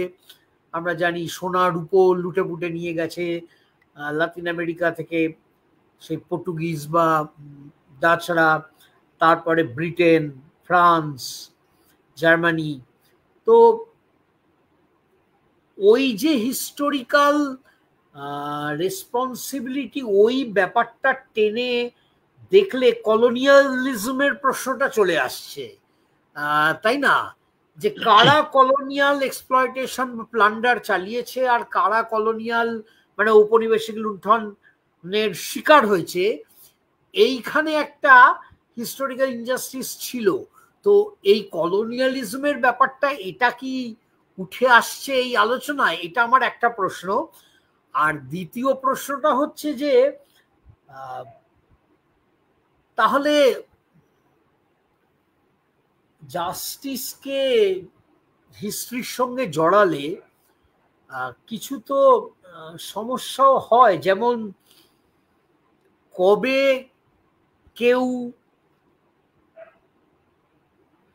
বৌদ্ধ স্তূপ ভেঙে হিন্দু মন্দির করেছিলেন, আবার কোন বাদশাহ তিনি হিন্দু মন্দির ভেঙে মসজিদ করেছিলেন। এই সব বিচারগুলোর ভিত্তিতে তো আজকাল অনেক কিছু রাজনীতি হচ্ছে, যে হিস্টোরিক্যাল ইনজাস্টিস, সেটাকে তো প্রগতিশীল মহল ভালো চোখে দেখছেন না। তারপরে ধরুন দেশভাগের জন্য দায়ী কারা ইত্যাদি প্রশ্ন আসছে ঐতিহাসিক দিক থেকে। আমাদের দেশের এই প্রশ্নগুলো অবশ্য ভীষণ সেন্সিটিভ, এগুলো নিয়ে আলোচনা করা মানেও রাজনীতির অনেক প্রত্যক্ষ বিষয় জড়িয়ে পড়া হতে পারে। তো ধরুন এই যে ভারত, এই জাপান যেমন ক্ষমা চেয়েছিল কোরিয়ানদের কাছে, আবার মানে তার যে দ্বিতীয় বিশ্বযুদ্ধের সময় তার যে অত্যাচার লুণ্ঠন, আবার আমরা মাঝে মাঝে ময়ূর সিংহাসন বা কোহিনূর হিরেটা ইংল্যান্ডের থেকে ফেরত চাইছি, বা কখনো কখনো ইংল্যান্ডকে চাপ দেওয়া হচ্ছে যে তুমি তোমার যে ঐতিহাসিক অত্যাচার তার জন্য ক্ষমা প্রার্থনা করো কলোনির জাতিগুলোর কাছে। এই সবটা মিলিয়ে আমি একটু সংশয়ান্বিত, মানে জাস্টিসের সঙ্গে কি হিস্টোরিক্যাল রেসপন্সিবিলিটি জড়িয়ে থাকাটা, এটা তো খুবই স্বাভাবিক মনে হচ্ছে। আবার অন্যদিকে এটা খুঁটিয়ে দেখলে কতদূর আমরা ইতিহাসের পেছনে হাঁটবো। হ্যাঁ, যখন আমরা আদিম মানুষের থেকে কেড়ে কুড়ে নিয়ে বন জঙ্গল, হ্যাঁ, বা রেড ইন্ডিয়ানদের থেকে যখন এই আমেরিকান সাহেবরা সব কেড়ে কুড়ে নিয়ে সভ্যতা প্রতিষ্ঠা করলো মার্কিন যুক্তরাষ্ট্রে, আজকে তারা হলো মার্কিন নাগরিক, আর ওই রেড ইন্ডিয়ানরা বা অস্ট্রেলিয়া নিউজিল্যান্ডের যে নেটিভ ইন্ডিয়ানরা বা আমাদের দেশের যে আদিম উপজাতি যাদের বলা হয় তারা, যেমন সাঁওতাল, কোল, ভিল, মুন্ডা আদিবাসীরা, তাদের থেকে লুটে পুটে নিয়ে যারা লুট করলাম আমরা নিজেদের মনে করছি ন্যায্য অধিকারী। তো এইগুলোর সাথে ওই ঔপনিবেশিক লুণ্ঠন আর তার সাথে জড়িয়ে আসছে আজকে এই ক্লাইমেট চেঞ্জের জন্যে গত 500 বছরের দায়ী তাহলে কারা? তাই কাদের দায়িত্বটা নেওয়া উচিত? আমরা কি সেই ইতিহাসটায় ফিরে যাব? এই পুরো ব্যাপারটা আপনি যদি আরেকটু বলেন খুব ভালো হয়। আমি তো নিজে বিভ্রান্ত বোধ করছি, খুব ভালো হয় আপনি যদি আরেকটু বলেন। হ্যাঁ, খুব ভালো প্রশ্ন। প্রশ্নের মধ্যে উত্তরটার ইঙ্গিতটাও কিন্তু থেকে গেছে এবং তার থেকে যে কথাটা বলতে চাইবো প্রথমেই সেটা হচ্ছে যে এগুলোর কিন্তু কোনো ইউনিক আনসার সত্যি কথা নেই। এই ডিবেটটা একেবারেই অনগোয়িং ডিবেট এবং এখন পর্যন্ত তার কোনো একতরফা মানে কোনো কোনো কোনো সমাধানে পৌঁছানো আদৌ সম্ভব কিনা সেটাও খুব একটা প্রশ্নের ব্যাপার। প্রথম কথা যেটা বলতে চাই যে আপনি হিস্টোরিক্যাল রেসপন্সিবিলিটির কথা বললেন, অ্যাকচুয়ালি কিন্তু ভারতের যে একদম গোড়ার দিককার যে অবস্থান, যেটাকে আমরা অরিজিনাল পজিশন বলতে পারি কোট আনকোট, যেটা তারা ওই 72 সালে ইন্দিরা গান্ধী যে জায়গাটা বলেছিলেন বা 93 সালে রিও সামিটে ভারত যে অবস্থানটা নিয়েছিল, যে সেখানে ওই কথাটা খুব পরিষ্কার যে হিস্টোরিক্যাল রেসপন্সিবিলিটি যাদের, মানে এই এই এই দুর্দৈব যারা ঘটিয়েছে তাদের তার সমাধান করবার সেই দায়িত্ব তার, আমাদের সেই দায়িত্ব নেই। এই জায়গাটা খুব পরিষ্কার ছিল। এবং লজিক্যালি স্পিকিং আপনি যেটা বলছেন যে জাস্টিসের প্রিন্সিপালের জায়গা থেকে দেখতে গেলে এটার কিন্তু কোনো বিকল্প নেই। এই জায়গাটাকে কোয়েশ্চেন করার কোনো জায়গা নেই। এটা হচ্ছে এক, এটা গেল হিস্টোরিক্যাল রেসপন্সিবিলিটি। কিন্তু তার পাশাপাশি যে জিনিসটা সেটা হচ্ছে যে এই মুহূর্তে দাঁড়িয়ে, সেটা 90-এর দশক হতে পারে বা বর্তমান সময়ে হতে পারে, যে আমাদের যে গ্লোবাল পাওয়ার প্লে যেটা রয়েছে, যে পাওয়ার স্ট্রাকচার যেটা রয়েছে,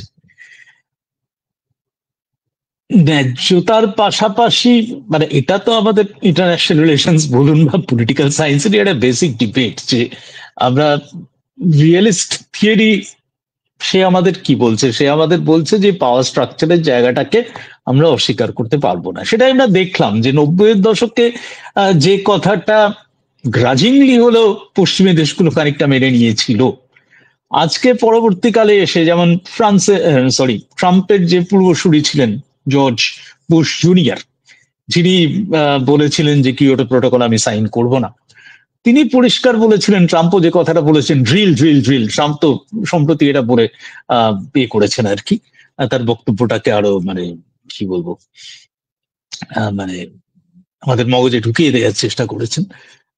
বুশও মোটামুটি একই কথা বলেছিলেন যে আমি আমার লাইফস্টাইলে, আমি আমার লিভিং স্ট্যান্ডার্ড কোনোভাবেই কম্প্রোমাইজ করতে চাইছি না, যাবো না। এখন এইটা হচ্ছে ভয়েস অফ পাওয়ার। তো এই মূল জায়গাটা কিন্তু এইখানেই আটকে যাচ্ছে। একদিকে হচ্ছে ভয়েস অফ প্রিন্সিপাল, আরেকদিকে হচ্ছে ভয়েস অফ পাওয়ার। এই জায়গাতে দাঁড়িয়ে, মানে দুটো টানাপোড়েনের মাঝখানে দাঁড়িয়ে জয়রাম রমেশ কিন্তু একটা পরিস্থিতিটাকে বদলাবার কথা ভেবেছেন। ফলে ওই জায়গায় এসে হয়তো আমি যেটা ব্যাখ্যা করার চেষ্টা করেছি, যে আস্তে আস্তে উল্টো দিকের কথাগুলো এতটাই মানে ভারতের পক্ষে বিপজ্জনক হয়ে উঠছিল, ভারত আন্তর্জাতিক মহলে একা হয়ে পড়ছিল। এবং আমরা যেমন বলছিলাম যে কতগুলো অ্যালায়েন্স তৈরি করে 90-এর দশকে ভারত তার বক্তব্যটাকে প্রতিষ্ঠা করার ক্ষেত্রে কিছু সুবিধা পেয়েছিল, ঠিক একইভাবে কিছু পাল্টা অ্যালায়েন্স আবার এই সময় থেকে তৈরি হচ্ছে। যেমন ইউরোপিয়ান ইউনিয়ন, সবচাইতে সমৃদ্ধ দেশগুলো, তারা অ্যালায়েন্স তৈরি করছে ওই দ্বীপ রাষ্ট্রগুলোর সঙ্গে, এবং অ্যালায়েন্স তৈরি করে কি বলার চেষ্টা করছে যে ভারত বা চীনের মতো দেশগুলো আজকের দিনে যারা প্রচুর এমিশন যারা ঘটাচ্ছে, আলটিমেটলি এরা ঠিক আছে তৃতীয় বিশ্বের হয়ে কথা বলছে বটে, কিন্তু দ্বীপ রাষ্ট্রগুলোর ভবিষ্যৎ নিয়ে তারা কি ভাবছে? সবচাইতে সবচাইতে সবচাইতে যারা উৎপীড়িত বা মার্জিনালাইজড যে কমিউনিটি, তো ভারত বা চীন আজকে যে রাস্তা নিচ্ছে তাতে করে তো তাদের ভবিষ্যৎ অনিশ্চিত হয়ে উঠছে। কাজেই এই পাওয়ারের জায়গাটাও কিন্তু আমাদের মাথায় রাখতে হবে। ফলে আমি যেটা বলতে চাইবো, আর তৃতীয় কথাটা আপনি খুব ইন্টারেস্টিং কথা বলেছেন, যে সেটা হচ্ছে যে আমাদের চিন্তা অতীতমুখী তো হবেই, হিস্টোরিক্যাল রেসপন্সিবিলিটি প্রশ্নটা তো থাকবেই, কিন্তু সে অতীত মানে কতদূর আমরা সেটাকে টেনে নিয়ে যাব, এবং মানে আমরা কি সেই জায়গাটাতেই থেমে থাকবো, নাকি আবার নতুন করে কিছু শুরু করার একটা জায়গা, সেটা করবার কথা আমরা ভাববো। এটা কিন্তু খুব জরুরি প্রশ্ন। তার নীতিগতভাবে, তত্ত্বগতভাবে আমরা কতগুলো কথা বলতেই পারি, কিন্তু বাস্তবে যখন আমরা কাজ করবার চেষ্টা করছি, কোথাও কোথাও আমাদের একটা কম্প্রোমাইজ করার দরকার আছে। তা আমি শেষকালে ওটাই বলবার চেষ্টা করলাম যে প্যারিস অ্যাকর্ডে গিয়ে ভারত মোটামুটি ভাবে যে চাপগুলো আসছিল সেগুলোকে ঠেকাবার জন্য তারা সেই স্ট্রাকচারটার মধ্যে, সেই চুক্তিটার মধ্যে তারা অঙ্গীভূত হয়েছে। কিছু কিছু ক্ষেত্রে তারা একটা ইতিবাচক দৃষ্টিভঙ্গিও তারা তুলে ধরেছে। কতগুলো উদাহরণ আমি দেওয়ার চেষ্টা করলাম। কিন্তু তার পাশাপাশি তারা যেটা করতে পারে সেটা হচ্ছে যে তারা ওই যে ডিফারেন্সিয়েশন প্রিন্সিপালটা, common but differentiated responsibility, differentiation প্রিন্সিপালটা যে থাকা দরকার, সেই জায়গাটাতে তারা এখনো কিন্তু লড়াইটা জারি রাখার চেষ্টা করছে। ফলে আমার কাছে মনে হচ্ছে ব্যাপারটাকে যদি আমরা এভাবে দেখি যে একদিকে আমাদের একটা নীতির প্রশ্ন আছে এবং অন্যদিকে একটা ক্ষমতার প্রশ্ন আছে, এই মাঝখানে দাঁড়িয়ে ভারত কিভাবে ব্যাপারটাকে নেগোশিয়েট করার চেষ্টা করছে, এইটাই মোটামুটি মানে বর্তমানে আমাদের যেটা আমাদের লক্ষ্য করার দরকার, সেটাই কিভাবে করছে, কতখানি পারছে। Thank you. আচ্ছা, এই ব্যাপারে ওই আপনি যার কথা বললেন ডোভাস যিনি ওই দেশের ভেতরেও ধনী, বানানটা কি ওনা? DUBASH, DUBASH, Nowroz ডুবাস। আচ্ছা, উনি কি এই বিষয়ে কোনো লিখেছেন কিছু বা বলেছেন? হ্যাঁ, উনি আপনি দেখতে পারেন প্রচুর লিখে যাচ্ছেন, উনি খুব ধারাবাহিক ভাবে এই বিষয়টা নিয়ে দীর্ঘদিন ধরে লিখছেন। মানে আপনি গুগলে গেলেই ওনার ওই ধরনেরই নামে ওনার একটা এডিট করা বই আছে, India in a warming world. হ্যাঁ, ওর এডিটেড বই India in a warming world, তাতে অনেকেই কন্ট্রিবিউট করেছেন, প্লাস ওনার নিজের অজস্র লেখা। প্রত্যেকটা সিওপি হলেই তার সঙ্গে উনি তার একটা মূল্যায়ন পেশ করার চেষ্টা করেন। Thank you. আচ্ছা, একটা প্রশ্ন এসেছে, সবুজ বিশ্বাস করেছেন, ভারত কিভাবে জলবায়ু ন্যায় বিচারের পক্ষে কথা বলতে পারে এবং একই সাথে নিজস্ব শিল্প প্রবৃদ্ধিও এগিয়ে নিয়ে যেতে পারে? হ্যাঁ, এইটার উত্তরটাই তো আমি এক্ষুনি দেওয়ার চেষ্টা করছিলাম অধ্যাপক বসুর প্রশ্নের উত্তরে। সেটা হচ্ছে আমাদের দুটো জায়গা আছে, একটা হচ্ছে আমাদের এটা যেটাকে আমরা নর্মেটিভ জায়গা বলছি, নীতির জায়গাটা যেটা বলছি, যেখান থেকে আমাদের ওই ডেভেলপমেন্ট এজেন্ডাটাকে আমাদের বহাল রাখতে হবে, জারি রাখতে হবে, না হলে আমাদের দেশের যে দারিদ্র দূরীকরণ থেকে শুরু করে অন্যান্য যে উন্নয়নের যে জায়গাটা, সেগুলো স্তব্ধ হয়ে যাবে। এটা যেমন ঠিক আছে, কিন্তু অন্যদিকে যে ব্যাপারটা, যে সমস্যাটা, সেটাও কিন্তু একটা বাস্তব সমস্যা, এবং সেই সমস্যাটার সবচাইতে ডিস্টিংটিভ কোয়ালিটি হলো যে সেই সমস্যাটা কিন্তু কাউকে ছাড়বে না। সেটা কে তৈরি করেছে এবং কে তার ফল ভোগ করছে, এর মধ্যে কোনো ফারাক করবার কোনো জায়গা নেই। এবং এই কথাটা কিন্তু আমি ভারতের অভ্যন্তরীণ ক্ষেত্রের উদাহরণ দিয়েও যেটা বলবার চেষ্টা করছিলাম, সেটা হচ্ছে যে দেশের ভেতরে আমরা যখন দেখি, সেখানে কিন্তু আমরা দেখছি যে সমাজের যারা উচ্চকোটির মানুষ, উচ্চবিত্ত মানুষ, গ্রিনহাউস গ্যাস এমিশনের কারণটা তো তারাই তৈরি করছেন, তাদের যে লাইফস্টাইল সেখান থেকেই তৈরি হচ্ছে। সবচেয়ে দুর্বল অংশের মানুষ সমাজের, তারা তো এটা করছেন না, তাদের প্রায় কোনো যোগদানই নেই তাদের। কিন্তু যেটা বললাম যে সমস্যার দায়ভারটা তাদের উপরে কিন্তু তাদেরকে সবচেয়ে বেশি করে বহন করতে হচ্ছে। কাজেই আবার ওই কথাটা বলি যেটা আমি আগেও বলেছি, যে বাইরে থেকে কে চাপ দিল কি দিল না সেটা আপাতত সরিয়ে রেখে আমার নিজের প্রয়োজনেও কতগুলো ব্যবস্থা নেওয়া দরকার, এই জিনিসটা কিন্তু আমাদের ঠান্ডা মাথায় ভাবার দরকার আছে। মানে এক কথায় আপনি বলতে চাইছেন জাস্টিস ভার্সেস পাওয়ার, এইটাকে নেগোশিয়েট করতে হবে। এবং আরেকটা জিনিস আমি বলছি, সেটা হচ্ছে দেশের বাইরে এবং দেশের ভেতরে। মানে দেশের বাইরে গিয়ে আমি যে জাস্টিসের কথা বলছি, দেশের ভেতরে আমি কিন্তু সেই জাস্টিসটা সমাজের দুর্বল অংশের মানুষকে আমি দিতে পারছি না। তাই এখানে একটা কন্ট্রাডিকশন তৈরি হয়ে যাচ্ছে। অধ্যাপক সত্যজিৎ দাশগুপ্ত প্রশ্ন করেছেন, চমৎকার উপস্থাপনা, খুবই মনোযোগ সহকারে শুনছিলাম। আপনার দেশের ভেতরে খুঁটিয়ে দেখার সন্দর্ভে গ্রিন হাউস এমিশনস ও rapidly increasing demand for air conditioning and refrigeration সংক্রান্ত ব্যাপারটি সমধিক গুরুত্ব পেয়ে যায় অবশ্যই। এই সমস্যাটির উপর আরো একটু আলোকপাত করুন।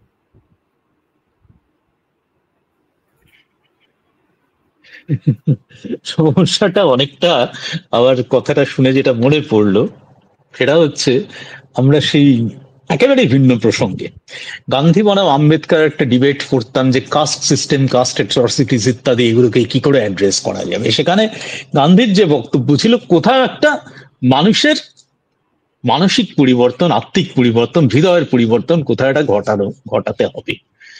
এবং আম্বেদকর বলেছিলেন না, এক সময় তিনি হয়তো খানিকটা সেটা বিশ্বাস করতেন, পরবর্তীকালে তিনি সেখান থেকে সরে গেছেন। আমার মনে হয় এইখানের ব্যাপারটা অনেকটা তাই, যে আজকে আমরা যারা এই ডিবেট গুলো করছি তারা একটা এসি ঘরে বসে করছি। তখন কিন্তু এর মধ্যে যে একটা কন্ট্রাডিকশন তৈরি হচ্ছে, একটা প্যারাডক্স তৈরি হচ্ছে, আমরা কিন্তু সেটা মাথায় রাখছি না। তো সেখানে আমি একজনের উদাহরণ দিয়ে বলি, আমাদের সিনিয়র দিদি, প্রদীপ দাও চিনবেন, মানবী মজুমদার। তিনি ব্যক্তিগতভাবে তিনি এইগুলোর কোনোটা তিনি ব্যবহার করেন না, তিনি মোবাইল ব্যবহার করেন না, তিনি এসি ব্যবহার করেন, এবং অনেকগুলো ক্ষেত্রে তিনি কিন্তু এটা নিজের মতো করে তিনি একটা দৃষ্টান্ত তৈরি করার চেষ্টা করছেন। যা আমার বক্তব্য হচ্ছে, এখানে শুনতে খুব আইডিয়ালিস্টিক শোনালেও আমরা যদি যদি যদি এই জায়গাটাতে না পৌঁছতে পারি, যে আমাদের নিজেদের একটা চেতনা তৈরি না হয় যে অন্তত আমি এসিটা, ঠিক আছে এসি আমি বাদ দিলাম না, কিন্তু এসিটা আমি সারাদিন চালিয়ে রাখার বদলে অন্তত আমার যে সময়টা প্রয়োজন সেই সময়টুকুকে বাদ দিয়ে আমি বাকি সময়টা যদি বন্ধ রাখি। এইভাবে কতগুলো স্টেপ আমার মনে হয় যেগুলো একদম মানে কি বলবো, আমাদের নিজের ঘরে বসে আমরা নিতে পারি। সেইটা যদি না করা যায়, তাহলে কোনো একটা সময় এসে ওই যে দিল্লিতে এক্সপেরিমেন্ট হয়েছিল না, যে আজকে জোর সংখ্যার গাড়িগুলো বেরোবে, কালকে বেজোর সংখ্যার গাড়িগুলো বেরোবে, এরকম অদ্ভুত কিছু কিছু নিয়ম উপর থেকে চাপাতে হবে, কিছু করার নেই। মানে আমরা যদি সচেতন না হই তাহলে উদ্ভট জিনিসই উপর থেকে আসবে। কিন্তু মানে ব্যাপারটা যাতে সেই জায়গায় না যায়, সেই জায়গায় যাতে না যায়, আমরা নিজেদের মতো করে যদি খানিকটা নিজেদের বদলাবার চেষ্টা করি, পুরোপুরি যদি বদলাতে নাও পারি, অন্তত আমাদের নিজেদের উপরে খানিকটা নিয়ন্ত্রণ আরোপ করার চেষ্টা করি, সেটাও বোধহয় আমাদের ভাববার একটা ব্যাপার আছে। আচ্ছা, শেখ বকবুল প্রশ্ন করেছেন, গ্রিন হাউস গ্যাসেস এফেক্ট যেহেতু পরিবেশের উপর বিশেষ এফেক্ট পড়ে, যেমন দিল্লি সহ বেশ কিছু রাজ্যে আমরা বিভিন্ন রকম দূষণ দেখেছি, সেক্ষেত্রে এই সমস্ত দূষণের নিরাময়ের ক্ষেত্রে ভারতের রাজ্যগুলিকেও কতটা গুরুত্বপূর্ণ ভূমিকা পালন করা উচিত বলে মনে করেন? রাজ্যগুলিকে তো ভূমিকা, আমরা তত্ত্বগতভাবে দেখতে গেলে তো রাজ্যগুলোর আলাদা ভূমিকা আছে। দূষণ নিয়ন্ত্রণ বোর্ড প্রত্যেক রাজ্যেই আছে এবং তারা তাদের বক্তব্য যেটা তারা নিয়মিতভাবে জানাচ্ছে, কিন্তু সমস্যাটা আবার সেই নীতি এবং ক্ষমতার জায়গায় আছে, যারা এটাকে এই এই এই কি বলবো, নিয়ন্ত্রণ পর্ষদ যে নিয়মগুলো তৈরি করছে সেগুলোকে যারা ভাঙতে চাইছেন, তাদের দলটা এত বড়, তাদের জোটটা এত শক্তিশালী, তাদের ক্ষমতা এত বেশি, এবং তারা চিন্তা ভাবনায় মানে এতটাই মানে কি বলবো দৃঢ় সংকল্প যে আমরা যা করছি তাই করে যাব। ফলে ব্যাপারটা হচ্ছে, আমি ঘুরে ফিরে আবার ওই কথাটাই আসবো, যে এই আমাদের নিজেদেরকে আমরা কিছুটা হলেও যদি বদল না করতে পারি, তাহলে কেন্দ্র রাজ্য তর্ক করে কোনো লাভ হবে না। আমাদের যে যে নিয়মগুলো তৈরি করা হচ্ছে সেগুলোকে সবটা না পারলেও কেন্দ্রীয় স্তরে হোক, রাজ্য স্তরে হোক, কারণ ভায়োলেশন সব স্তরেই হচ্ছে, কেন্দ্রীয় স্তরে হচ্ছে, রাজ্য স্তরে হচ্ছে, এটা নিয়ে ব্যাপারটা নেই। কাজেই আমাদের কোথাও ওই বাস্তববাদিতা থেকে আবার খানিকটা একটু আদর্শ মুখীনতার দিকে আমাদের এগোতে হবে, এবং সেটা আমাদের প্রত্যেকের ব্যক্তিগত জীবন, দৈনন্দিন জীবন থেকে যদি আমরা তৈরি করতে পারি, এগোবার কথা ভাবতে পারি, তাহলে বোধহয় সেটা কার্যকর হতে পারে, কিছুটা কার্যকারিতা লাভ করতে পারে। তৃষা চ্যাটার্জি প্রশ্ন করেছেন, It was wonderful listening to you again after so many years, sir. Sir, I have a question related to the use of alternative resources of energy. Like, for example, taking the idea of rooftop solar system, where installation of rooftop solar panels can be quite expensive given the low share of salaried jobs in India. How far would it be possible for India to establish the use of alternative resources of energy? Yes, this is a very pertinent question. It's a very pertinent question, and this is giving rise to a new kind of debate. I very consciously, because I have introduced so many things in my 1 hour lecture, I didn't want to bring this into my discussion. But the point is that this new debate draws our attention to the fact that when we talk about alternative energy or alternative ways of life. For example, abolishing use of coal altogether. Now, all these have their own cost. They also come with their own price tags. So, resorting to the alternatives is also not a very cakewalk kind of thing, not very easy. So a different kind of debate needs to be carried out, needs to be conducted via these kind of issues as well. Thank you for raising the issue.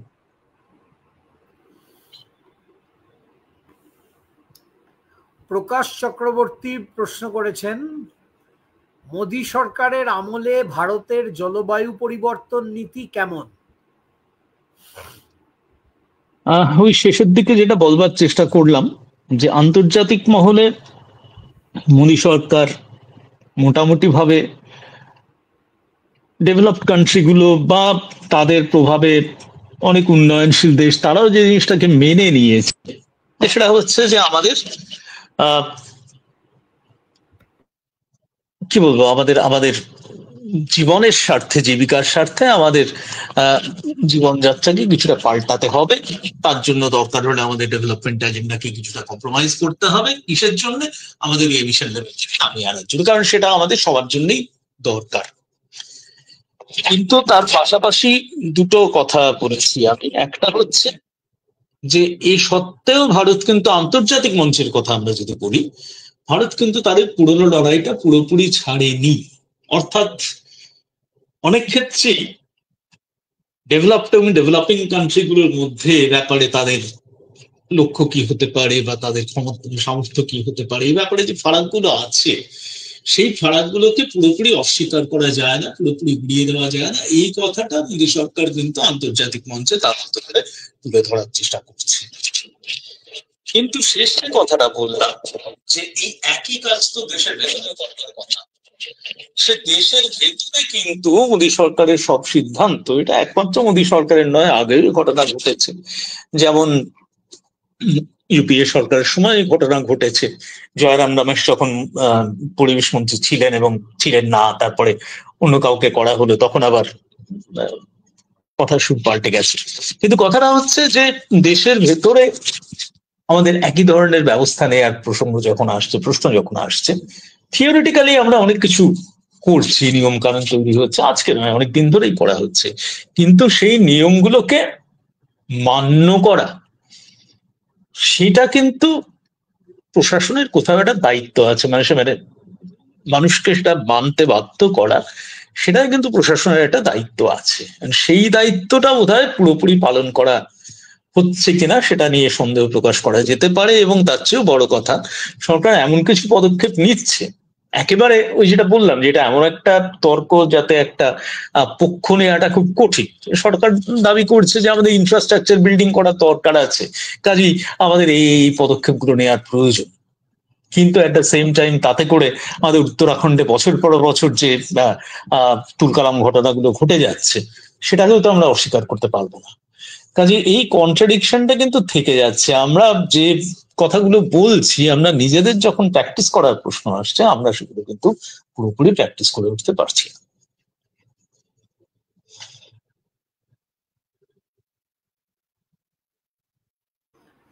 সবুজ বিশ্বাস, ভারত চীন জলবায়ু নীতিগুলি বিশ্বব্যাপী জলবায়ু আলোচনায় কিভাবে প্রভাব ফেলবে? এটা আমি ঠিক বুঝতে পারলাম না। ভারত চীন জলবায়ু নীতি বলতে মানে একটা কথা তো আমরা যেটা বললাম সেটার মধ্যেই আছে, যে ভারত চীন জলবায়ু নীতি বলতে গেলে মেইনলি যেটা বলবার কথা, সেটা হচ্ছে যে ভারত এবং চীন দুটোকেই আমরা যদি খুব দ্রুত উন্নতিশীল দেশ হিসাবে দেখি, তাহলে তারা যে নীতিটা গ্রহণ করছে, অর্থাৎ ওই তাদের মূল অবস্থান যেটা ছিল যে আমরা আমাদের উন্নয়নের স্বার্থে আমাদের এমিশন কমানো সম্ভব নয়, এই যে জায়গাটা ছিল, সেই জায়গাটাতে দাঁড়িয়ে থাকলে সেটা কিন্তু সব দিক থেকেই, মানে সেটা নীতিগত দিক থেকেই বলা যাক বা বাস্তব নিষ্ঠতার দিক থেকেই বলা যাক, কোনো দিক থেকে সেগুলো খুব মানে কি বলবো, for the future of the planet earth, আমাদের গোটা পৃথিবীর ভবিষ্যতের পক্ষে সেটা খুব একটা তো অনুকূল হবে না কোনোভাবেই। কাজেই আমার মনে হয় যে সেই ব্যাপারটাতে কোথাও একটা কম্প্রোমাইজ করা, সেই প্রশ্নটা আছে। এখন যেহেতু ভারত এবং চীনের রাজনৈতিক ব্যবস্থা আলাদা, ফলে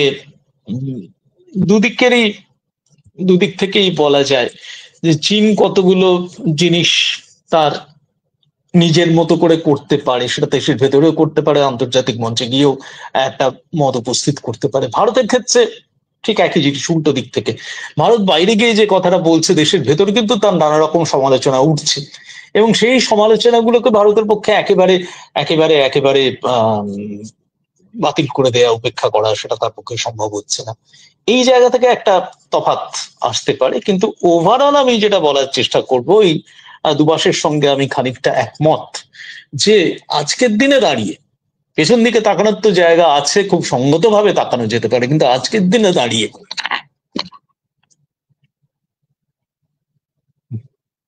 ভবিষ্যতের দিকে তাকিয়ে আমাদের কিন্তু কতগুলো পদক্ষেপ করার দরকার আছে, যেগুলো আমরা অতীতে যেভাবে ভেবে এসেছি তার থেকে কিছুটা আলাদা হওয়ার প্রয়োজন।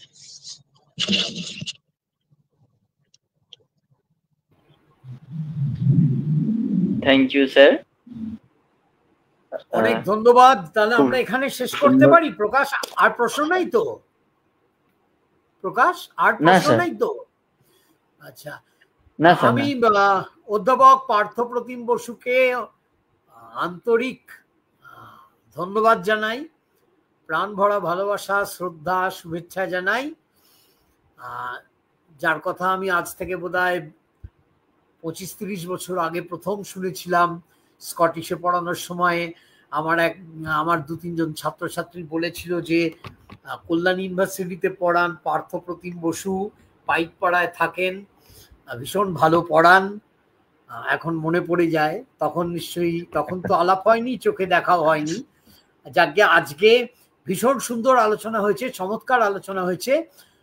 আর এই আলোচনাটি ইউটিউবে আমরা আমাদের প্রকাশ দিয়ে দেবেন উনি, এবং তারপরে আমি আবার সবাইকে লিঙ্ক পাঠিয়ে দেব। প্রকাশ, তুমি তাহলে বলো, তুমি বা সমীরণ কিছু।